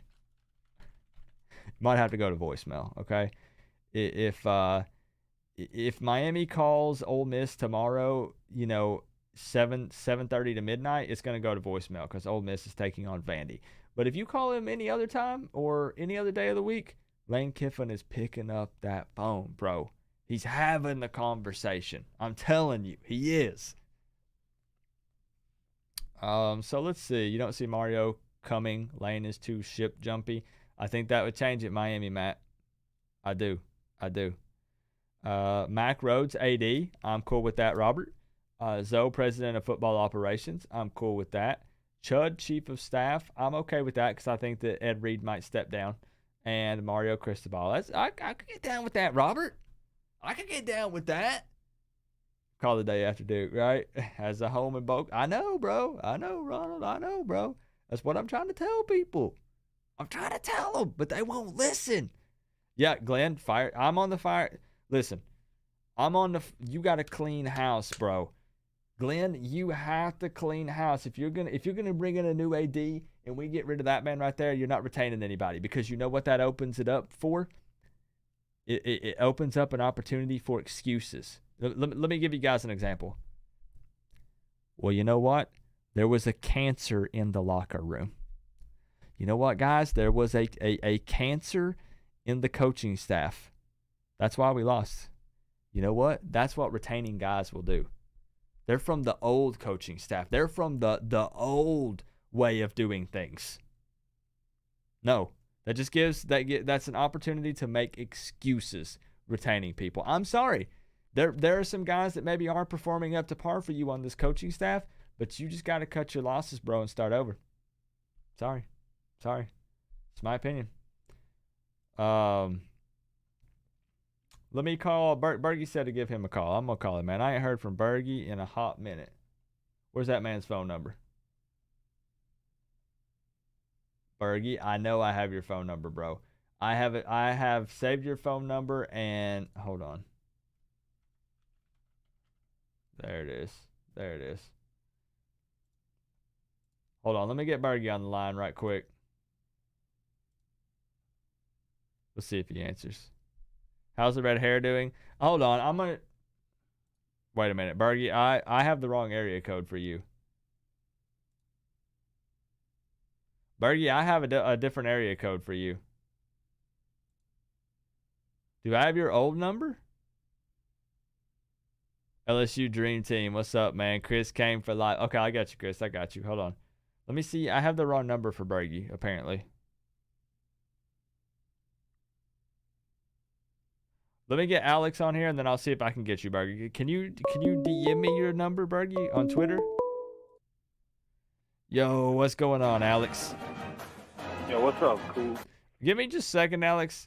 I got people telling me that they still don't believe that my hair is red, that it was some kind of fake thing that I did. Hold on. Let me go turn my light on so I can show my red hair again. Hang on. This is the second time I've called you. You're going to show the red hair during my call, bro. Oh, jeez. Hold on. Give me a second. This whole thing, everyone got scammed. It was one big scamaz. Hold on a second. Because, guys, the reason I have to turn on the light is look at this. With this lighting, my hair doesn't look red. But, guys, it's the lighting. Let me turn the light on. Hold on. You got to remember, though, too, I didn't bleach my hair, guys. I didn't bleach it, so it's not going to be like super duper crazy red, like neon red. But look, that's red. Look at that, bro. It's red. You can see the red tint. Look at it. It's not the color that it was before I dyed it. All right? It's still red. It's garnet. It's garnet. There. Are you happy? So what's going on? How you feeling tonight, Alex? I'm feeling good. I just gotta say, Coop, you got that hair color that some of those old Cuban grandmas put in their hair down here in Miami, bro. Oh, baby. Well, That's the type of hair you got going. Can I ask you a question? Yeah. Am I at least a cute grandma? Oh, top tier. Okay. Top tier. Thank you. S Thank you. tier. Like 1 to 10, like an 8.5? 10. Straight Sweet. 10. Okay, man. Yeah. Somebody clip that. I might need that for later. So Alex, I'm just playing with you, man. I'm just giving you a hard time. Yeah, I know, brother. What do you want to talk about? You want to talk about Virginia Tech, or do you want to talk about the AD head coaching scenario? What are you feeling? I already talked about the AD on the AD stream, and I just want to hit the head coaching stuff real quick and then talk about the game tomorrow. Okay, I can get down with that. So, as I told you last time, like I called you during the AD stream, I didn't think Lane Kiffin would come Mm-hmm. because I was like I want Lane Kiffin, but I was just like, oh, it's unrealistic. I take that back, and I apologize now for my rash assessment there. but like with the new report, like I could really see it, man. And a lot of people, I just want to put this out there real quick, have been saying like, oh, Lane would leave after 2 years for a better job. If you get Miami rolling, Dude, how is there a better job? just wait How is until there a better job? I post my video about Lane Kiffin tomorrow. It's like we have all the recruits down here. It's the sunshine. People want to play here. And just think about the NIL deals. De'Aaron King has a deal with the Florida Panthers. Imagine Lane Kiffin goes into a 5-star safety's house and he said, you're such a big primetime player. Imagine your face on a billboard in downtown Miami because we're so dominant and we're so good. That's what he could say to some of these kids, bro. And I just think, like, people are saying, like, he's going to leave, but I don't see it if he's winning ACC championships and in playoff talks and in a recruiting hotbed in South Florida. Exactly. That's just my 2 cents on it. Exactly. 100%. I agree with every single point you just made. And people talk about him leaving for the NFL. I think that Lane Kiffin and the NFL experiment is over. I realized that, you know, he did the stuff with the Jaguars that wasn't a head coach, but then he was head coach at the Raiders. Bro, it's a totally different ball game. It's still football, but college and NFL are two totally different scenarios. And it works for some, but it doesn't work for even more when you try to make that jump from college to NFL. You see a lot of guys do college to NFL, it doesn't work out, and they try to come back to college again. I feel like if he wanted to be an OC and then become a head coach in the NFL, he could have already taken that route, but he hasn't. He keeps staying in the college system. So I agree with you. I think like the Lane train is not stopping at the NFL station. He's gonna keep on chugging to Miami. That's what I think. Fair, yeah. You know where I stand with it, so. Obviously, like I would take Mario and stuff. Yeah. Or even someone like Dave Aranda, but I just feel like if you were to take them both and having 100% guarantee that both of them stay for 10 years, I think you get a better team and a better run from Lane than you do Mario. That's just my 2 cents. I got you. And I think what frustrates me, I think, the most is that, number one, I see everyone's argument with Lane Kiffin. I said, I do. What frustrates me is everyone thinks that because I say I would take Lane Kiffin, that for some reason that I would turn down Mario Cristobal. Like, I feel like I sound like a broken record, but I have to keep putting it out there because people keep thinking otherwise. I would also take Cristobal. Just because I say I would take Lane doesn't mean that I wouldn't take someone else. I would take Mario. I would. And I'm not even saying that Lane 100%. is over Mario for me. Like I said, honestly, it's about a 50-50 split because I do feel like if you bring Mario here, kind of a similar scenario of saying, you know, if for Lane, if Miami starts winning ACC championship game appearances, then Lane stays. Mario, in my opinion, definitely stays long term, again, because this is kind of home for him and his family. So he would definitely want to put in the time and stay here. So I could get down with that too, 100%. I just want to win, bro. Yeah. I just want to win. I want somebody that can put up points offensively, can bring in a DC that can help us out, and we're competing for ACC championship games and in the talks for the college football playoff. That's what I want. Whatever it takes, give me that. No, yeah, honestly, and I think someone like Lane or Mario or like a Dave Aranda could get us there. Honestly, there's some good candidates interested in the Miami job, so I don't really see how we go out and get some up and comer. I think Miami's learned from that, especially putting $30 million in the football budget. Oh, I hope. If you think about it. I hope, man. If you think about it, what is the most ADs make is like 1.5 million. Yeah. Like no ADs making really more than that.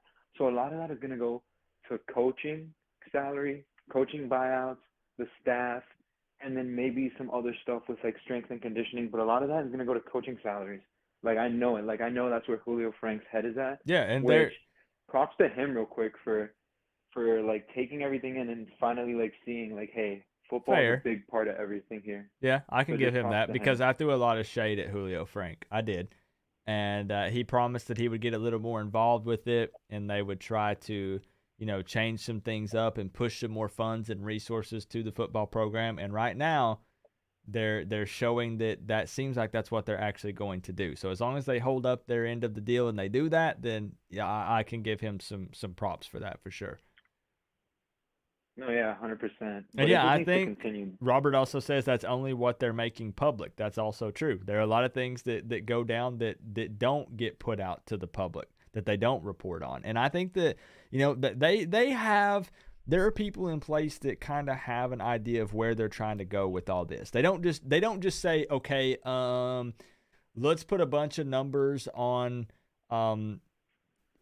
some ping pong balls and put them in one of the little bingo things and turn it and pull one out, and that's how much money we'll put extra to the football program. Like these numbers have a meaning behind them. They have an idea. There's some things working behind the scenes, and they've been thinking about this. There's a plan in mind that they're trying to put into motion here.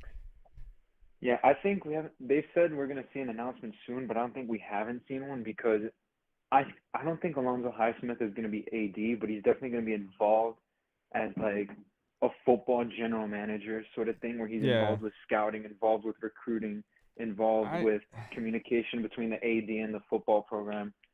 And honestly, that could be a problem, but if you get the right AD and if you have, let's say we hire Alonzo first as football general manager or whatever his position's going to be called, you have to sit him in the meeting with the AD and have him do his own line of questioning, being like, what are you going to do for football? Yeah. Because obviously, Canes baseball has a proud tradition.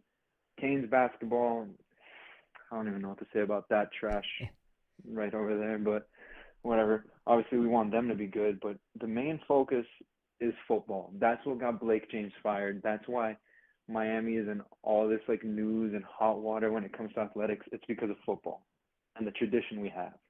Well, had. I got you. Yeah.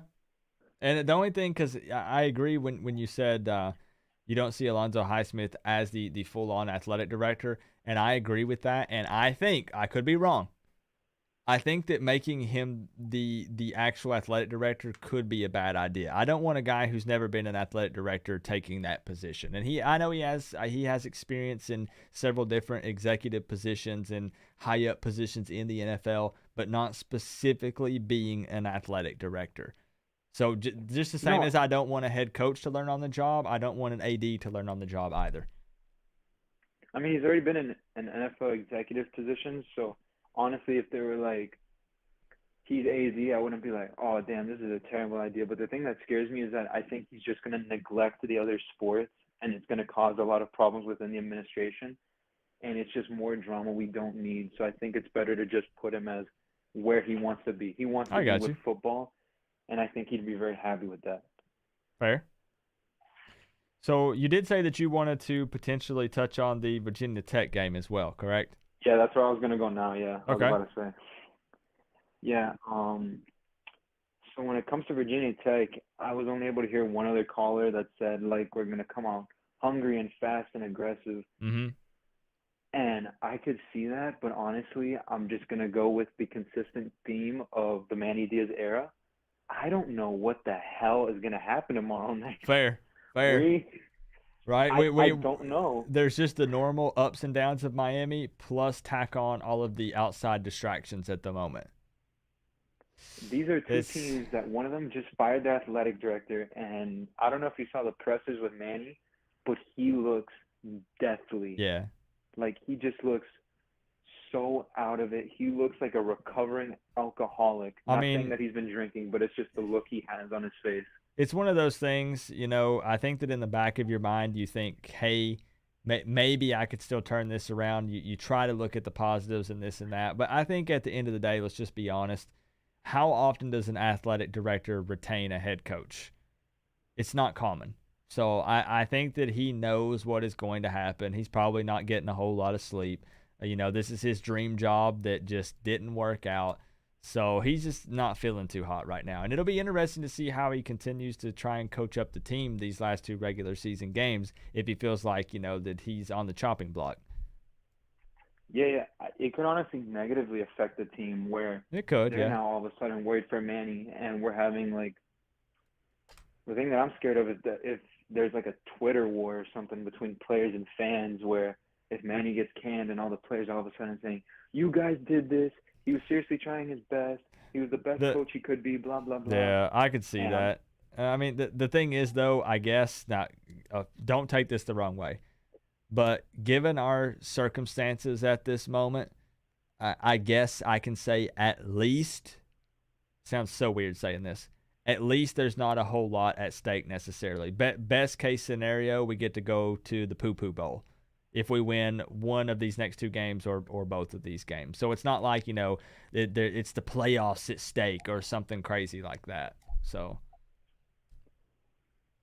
I mean, I'd still prefer to win, but I just remembered something that I was thinking before the FSU game. This season feels so much like Manny's first, 2019, where we had the terrible start with a lot of close games, and we reel off a win against a ranked team, which in 2019 was against Virginia, which they were ranked 18th or 19th, and this year we beat NC State, which I was at that game. That was pretty fun, and I'm going tomorrow against Virginia Tech. Okay, so. Nice. Yeah, last home game of the season. Yeah. Yeah, it just reminds me of that. And then, we got off on a nice little winning streak, got a couple big wins.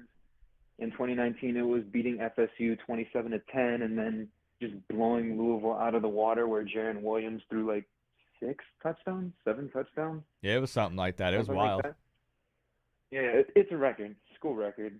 And then we just lost to FIU, lost to Duke, shutout versus Louisiana Tech. And that's what I'm scared of, man, that we're going to go in there tomorrow and we're going to get down at 21-10 at halftime, and then we're going to fight back, and it's 33-30 or something at the end, and we miss a field goal, or there's a pick, or Tyler Van Dyke gets blitzed from his blind side and he fumbles. Just something crazy. So another heartbreaker for the home finale. No, that's not my official score prediction. Oh, okay. You're just saying you could see that happening. No. I could see that happening. My official score prediction is 35-31 Miami. Oh, okay. Where we are, which, I know people were saying, I've seen some score predictions which 31-17 or 38-20, and it's just bro, every single game except for 2, which is App State and Central Connecticut State, we've given up 30 points. Which I don't have a whole lot of points in every single game. I don't have a whole lot of room to talk because I predicted 41-17 Miami over FSU. But yeah, it makes much more sense when going back and looking through everything for this to be a close game. It just does. Yeah, because I'm sorry, Manny had his good seasons as defensive coordinator 2016, 17, 18. But once he became head coach, he still had his hand in the defense. I know Blake Baker was there, but even Blake Baker said, yeah, it was pretty much Manny's defense doing exactly what Manny wanted. We've just been awful, bro. And the linebacker position's terrible. Yeah. The secondary, with the exception of the freshmen and just their raw talent and athleticism, they've been bad. To Corey Couch, he was our best corner last year, and he's just getting beat. I was watching the NC State game, and we saw Isaiah Dunson getting beat a lot, but I was also looking at the Corey Couch, and I was just man, Corey Couch is getting burnt. Yep. He's getting burnt right now, man. And this guy was a physical corner last year. What the hell happened here? And he also leads the team in missed tackles. And, respect to Zach McLeod. And, tomorrow's senior night, 6 years at the University of Miami. Tomorrow's his last home game, which it feels like it's been his last home game for 3 years in a row now. Yeah, true. Very true. But, Jesus Christ. All right, we Alex. had some good games this year. Oh, yeah, go. I'm sorry. Yeah.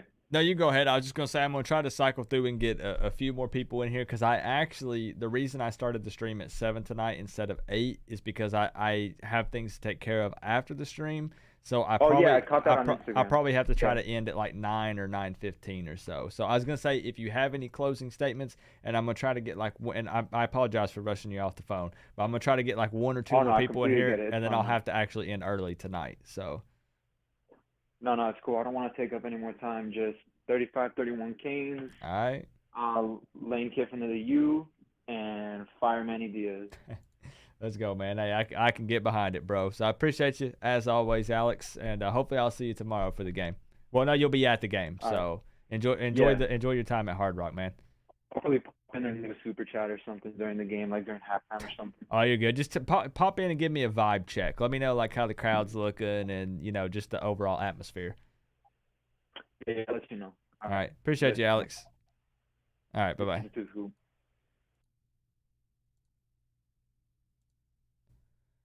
All right, so let me give a couple more shout outs as well, and then let me see where we stand time wise. Because again, I went live an hour early today, guys. So if you guys, I see people just popping in and they're like, Coop, I'm here. I went live at 7 p.m. instead of 8 p.m. because I have some things to take care of after the stream. So unfortunately, my cutoff is like 9 to 9:15ish.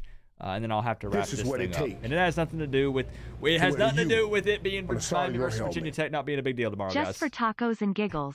How about Mac as AD, Okay. Lane as HC, Okay. Kendall Briles as OC, and Zach Arnett as DC? Should I have my head examined for even suggesting this? Wait a minute. Hold on, Graham. Let me hold on. Let me Google something. Hold on. I want to make sure that we are talking about the same Zach Arnett. You're talking about the Zach Arnett at Mississippi State, right? Defensive coordinator, linebacker coach. That's not no. I don't think that you need to have your head examined for that. You guys know that Graham. You know that I'm a fan of Mac Rhodes for AD, 100%. You know I can get behind the Lane train as head coach. Kendall Briles, I could get behind that. Pair him with Lane. I could do that. And Zach Arnett is DC. What I wanted to do is, I wasn't gonna lie to you. I was gonna be straight up, Graham. I needed to look. I knew that Zach Arnett was a DC currently, but I couldn't remember where. I wanted to look at his history a little bit. I mean, since 2020, DC before that at San Diego State, where he was linebacker coach and graduate assistant there. I could get behind that, bro. I could get behind that. That's not my absolute number one scenario, but more than likely, I'm not going to get my perfect scenario, right? So I could get behind that 100%. Thank you for the top donation, actually. By a penny. I will sit you atop your throne, man. Yeah, I could do that. That would get a stamp of approval for me. If they announced that after the Duke game, I would get behind it 100%, and I would say, let's ride. Definitely.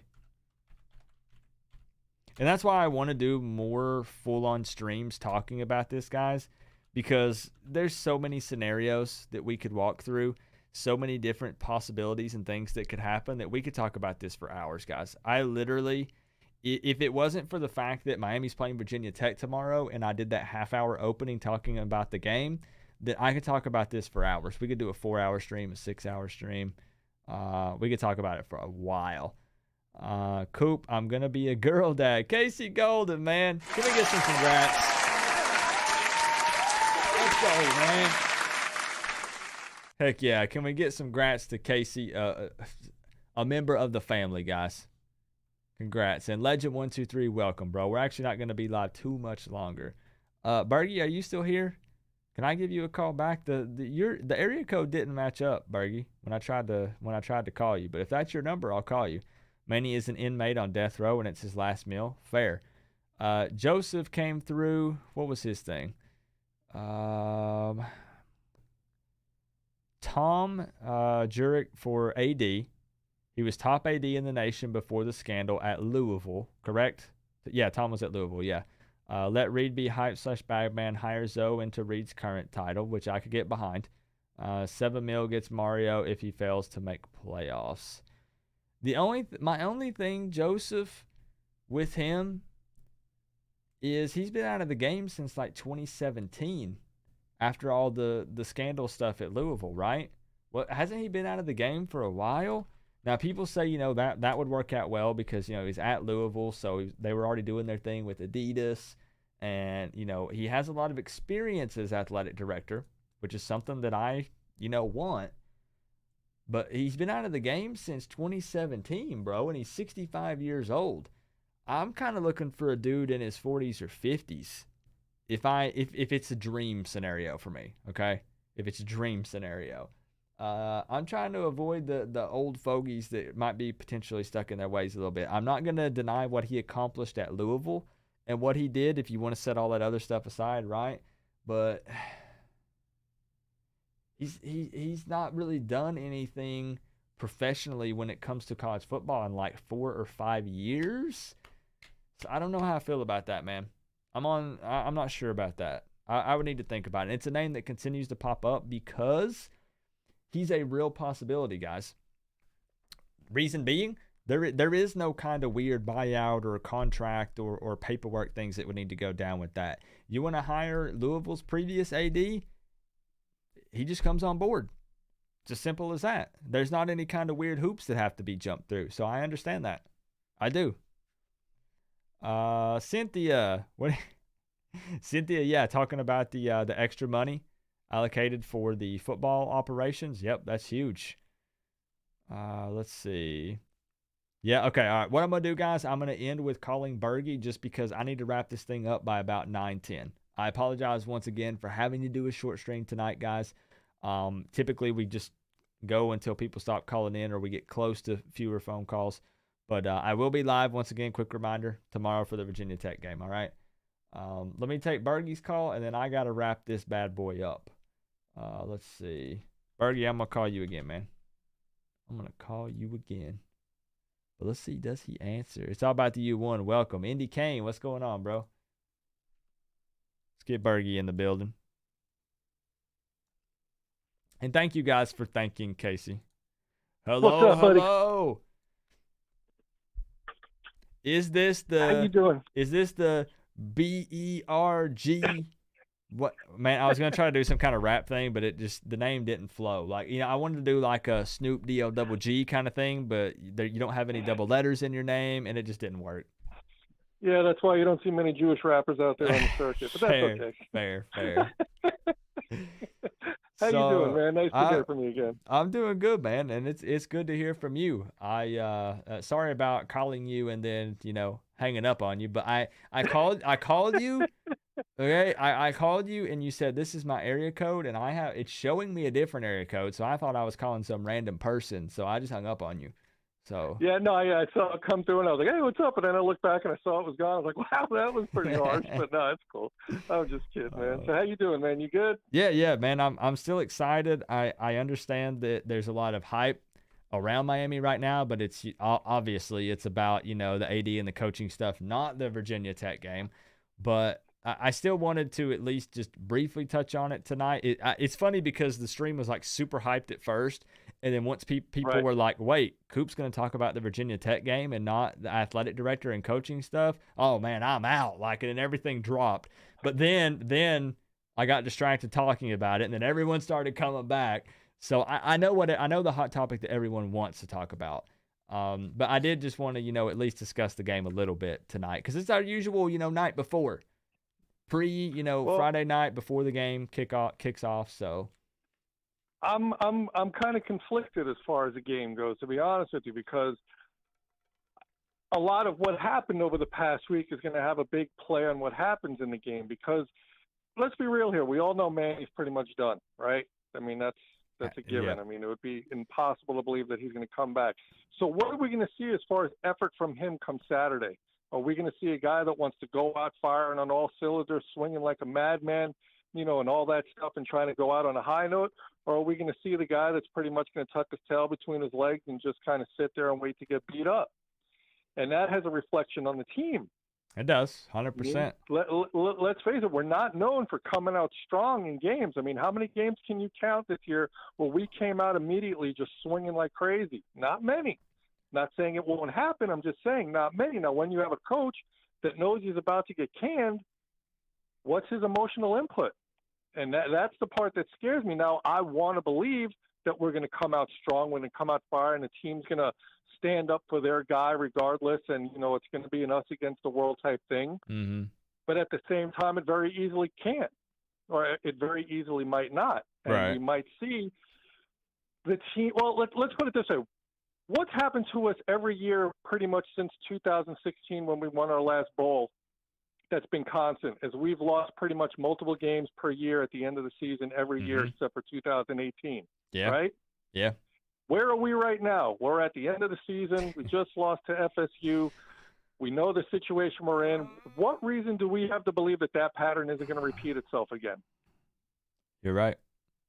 And again, I'm not trying to have the defeatist attitude. I'm just looking at it from the perspective of this is what we've seen happen already, and it's been happening, and I don't see any reason why it's not going to happen now, especially with the fact knowing that Manny has to know that he's gone. I mean, did you watch any of his interviews over the past week? I believe there was one a day or two ago where someone basically asked him directly, what's your input on this, and how do you feel about going in? Do you feel like you're going to get fired? And he basically just backed away from that question as hard as he could. And I don't blame him for doing so, but you could see it in his eyes and you can see it in his tone that he knew that was coming. Yeah. And there's no way for him to answer that. I did. I watched every single one of those interviews primarily because I was curious how he was going to respond to those types of questions because that they were coming. And I mean, it's one of those things because people are going to say, well, he's got millions of dollars in his back pocket anyway, so why wouldn't he go out with a bang? I can see still, though, when you are working at what was once thought to be your dream job and Right. that you're getting canned, why he could potentially be very unenthusiastic. Yep. And I'm glad you just brought that up because when he first got the job, I don't know if I talked to you or somebody else, I said one of the worst things that can happen to a person is for them to fail at home. Mm-hmm. And that was one of the things that I was really hoping with Manny when he got hired that would drive him to really want to learn how to succeed is that aspect of failing at home.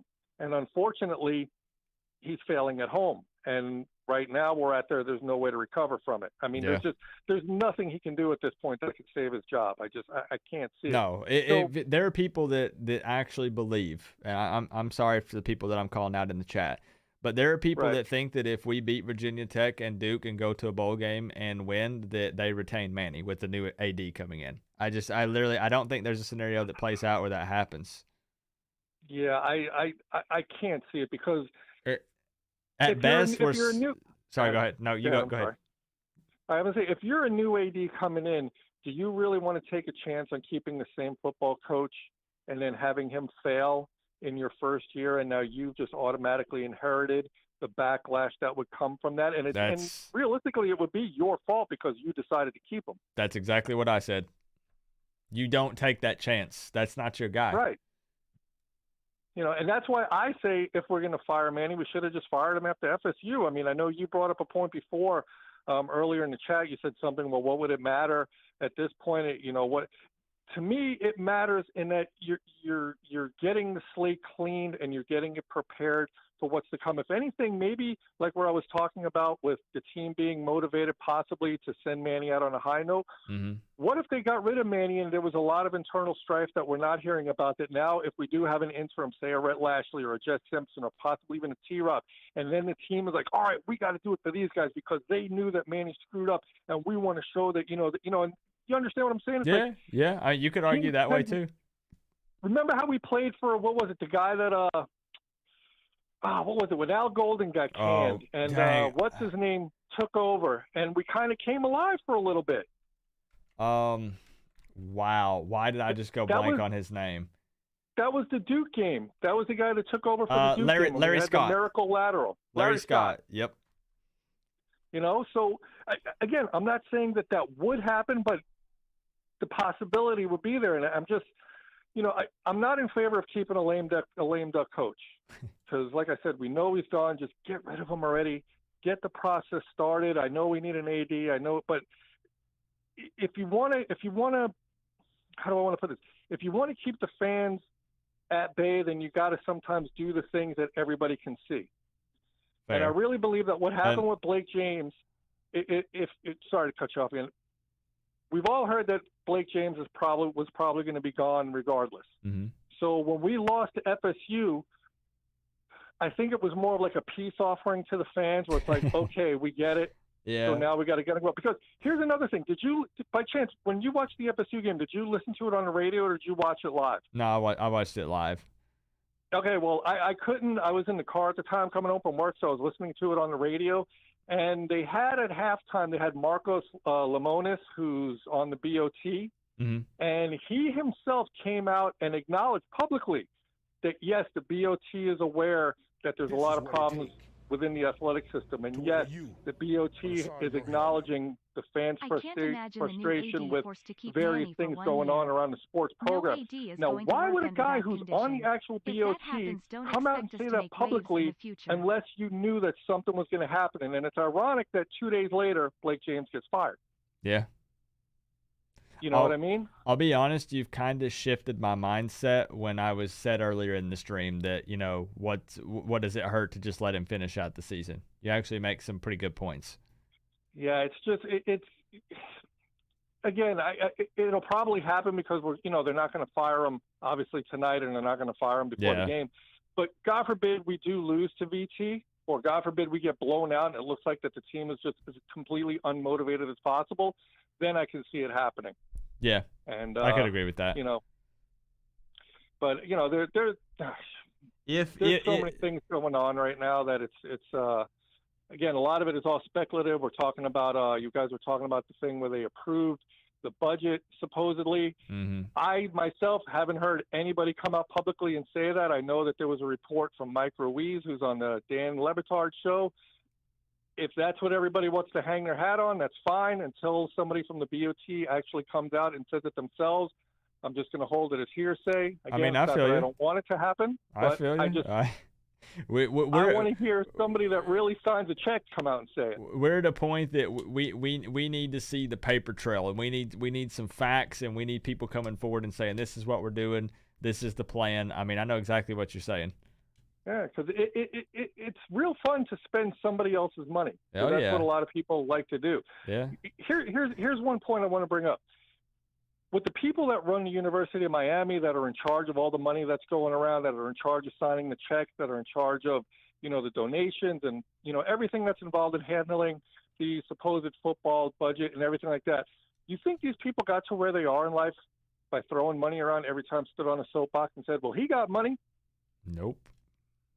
You know what I mean? These are some very smart people, and they're going to be, when you're talking about the kind of money that people are throwing around, they're going to be very, very cautious as to how that money's spent. Yeah. And I want to believe that there's going to be this increase in budget, and I want to believe that all these things that people talk about are going to come true, but you have to see it actually happen. It can't just be talked about. Like, let's look at the Alonzo Highsmith thing. Everybody's talking about creating this new position of a director of football ops or something to that nature. By doing that, you're creating a brand new salary slot, correct? Yep, you would be. And in doing that, he's going to want some of his own guys underneath him, say like a Melvin Bratton or somebody like that. So you're creating even more salary slots, correct? Yes. Okay, how much money do you think it's going to take to get these guys to do that? What kind of money do you think Alonzo would command to have that position? I mean, 7 figures. Okay, you think anybody really thinks of that, or they just assume that the money's automatically going to be there and that's the way it's going to be? Probably option number 2. Yeah. I'm just being honest. And I'm not trying to be a Debbie Downer about it. I'm just trying to think realistically as far as when you're talking about big numbers being spent. See, I get, because you probably saw where HGS Kane said sounds like a Debbie Downer. The thing is, I understand exactly where Bergie's coming from, because we do, anytime these scenarios come up, we're always hyping everything up. But you also have to look at the reality of the situation, and you got to look at the facts. And everybody's going to be, well, I heard this and I heard that, and this person's doing this and this person's doing that. So I understand where Berkey is coming from 100%. You can talk it up all you want, but we got to actually do something. We got to see something, see results, see these changes. That's all I'm saying. Is I just want to see. I just want to see the pattern being broken from where we are now and step into something other. And that hasn't happened as of yet. Yeah, Bergie's not saying it won't happen. but he's saying he needs to see something from it. He needs to see it happen. Yeah, trust me, I'm not concerned with what people saying in the chat. I mean, come on. Now, I've been doing this a long time. It doesn't bother me. I'm just letting people know that I can see both sides. Anytime I do any of this stuff, that's the one thing I try to do a little different on my channel, is I will be passionate about particular things, just like how, I sit here and argue about Lane Kiffin, but I try to always put myself in the other person's shoes. I try to always have an open mind, not even just football, when it comes to anything in life. It'll help you out so much if you can think that way. Yeah, like I said, I want to believe that everything that's being discussed is going to come about, but like I said, big numbers, man. Like I said, it wouldn't surprise me. I hope I'm wrong, but if Miami announces some AD and we all go, who is that? And then everybody's Googling and like, wait, who is this guy? Where's he from? Yeah. Well, I kind of like the notion of, and this is only because I did some reading about him on one of the sites that I frequent. They did a big write-up on the guy Rhodes from Baylor. Yep. And, he checks off every box you can imagine as far as being an AD. Now, whether we have a realistic shot at getting him, I don't know, but that's kind of what we need to look for in an AD, is somebody with a track record like what he brings to the table. Yep, and that's why I put him on my list, even though I know it could be kind of a long shot. I hope that we at least gauge the interest there and see if there might be any possibility of that happening, because I'm a big fan of that dude. Well, if the school is serious about putting the kind of money that people want to believe they're putting into it, then this is the time where you got to swing for the fences. I mean, you can't say you're going to put in a lot of money and just leave your pocket stuffed. You got to pull it out at some point and spend it. Yep, agreed. So that's that. All right. So anyway, man, I just wanted to touch base with you, say what's up. I know you wanted to get out early, so I'll let you go, man. Let you get back to your night, and we'll do this again next week, hopefully. Yep, sounds good, man. Hopefully we'll be celebrating the dub tomorrow, because, again, winning, no matter what the scenario is, winning still always feels better than losing. So appreciate you for calling in, Bergie. And, again, I apologize to you and everyone in the chat for having to end early tonight, because this isn't normal for me. But I just have some things I got to take care of, so we had to kick it off early and then end early. So. All right, buddy. You have yourself a good night. We'll talk to you again real soon. Appreciate you, Bergie. All right, bye-bye. All right, so I am going to have to, unfortunately, wrap it up for the night, guys. I know, boo, come on, Coop. We were just getting heated. We were just getting into it. Once again, I got some things that I have to do. My cutoff, I had to end tonight at 9 p.m., so I've already ran 20 minutes past. You guys know I'll just keep going and going. Bro, I'll talk all night. I need to give a huge shout-out to Norman, who came through with the big $10 donation while I was on the phone with Bergie. Norman says, I can't imagine the new AD forced to keep Manny for 1 year. No AD is going to work under that condition. If that happens, don't expect us to make waves in the future. I 100% agree with you, Norman. There's no way. I'm sorry. Whether you're a fan of him, not a fan of him, if you want to look at the reality of the situation, a new AD is not going to come in and retain Manny Diaz. They won't.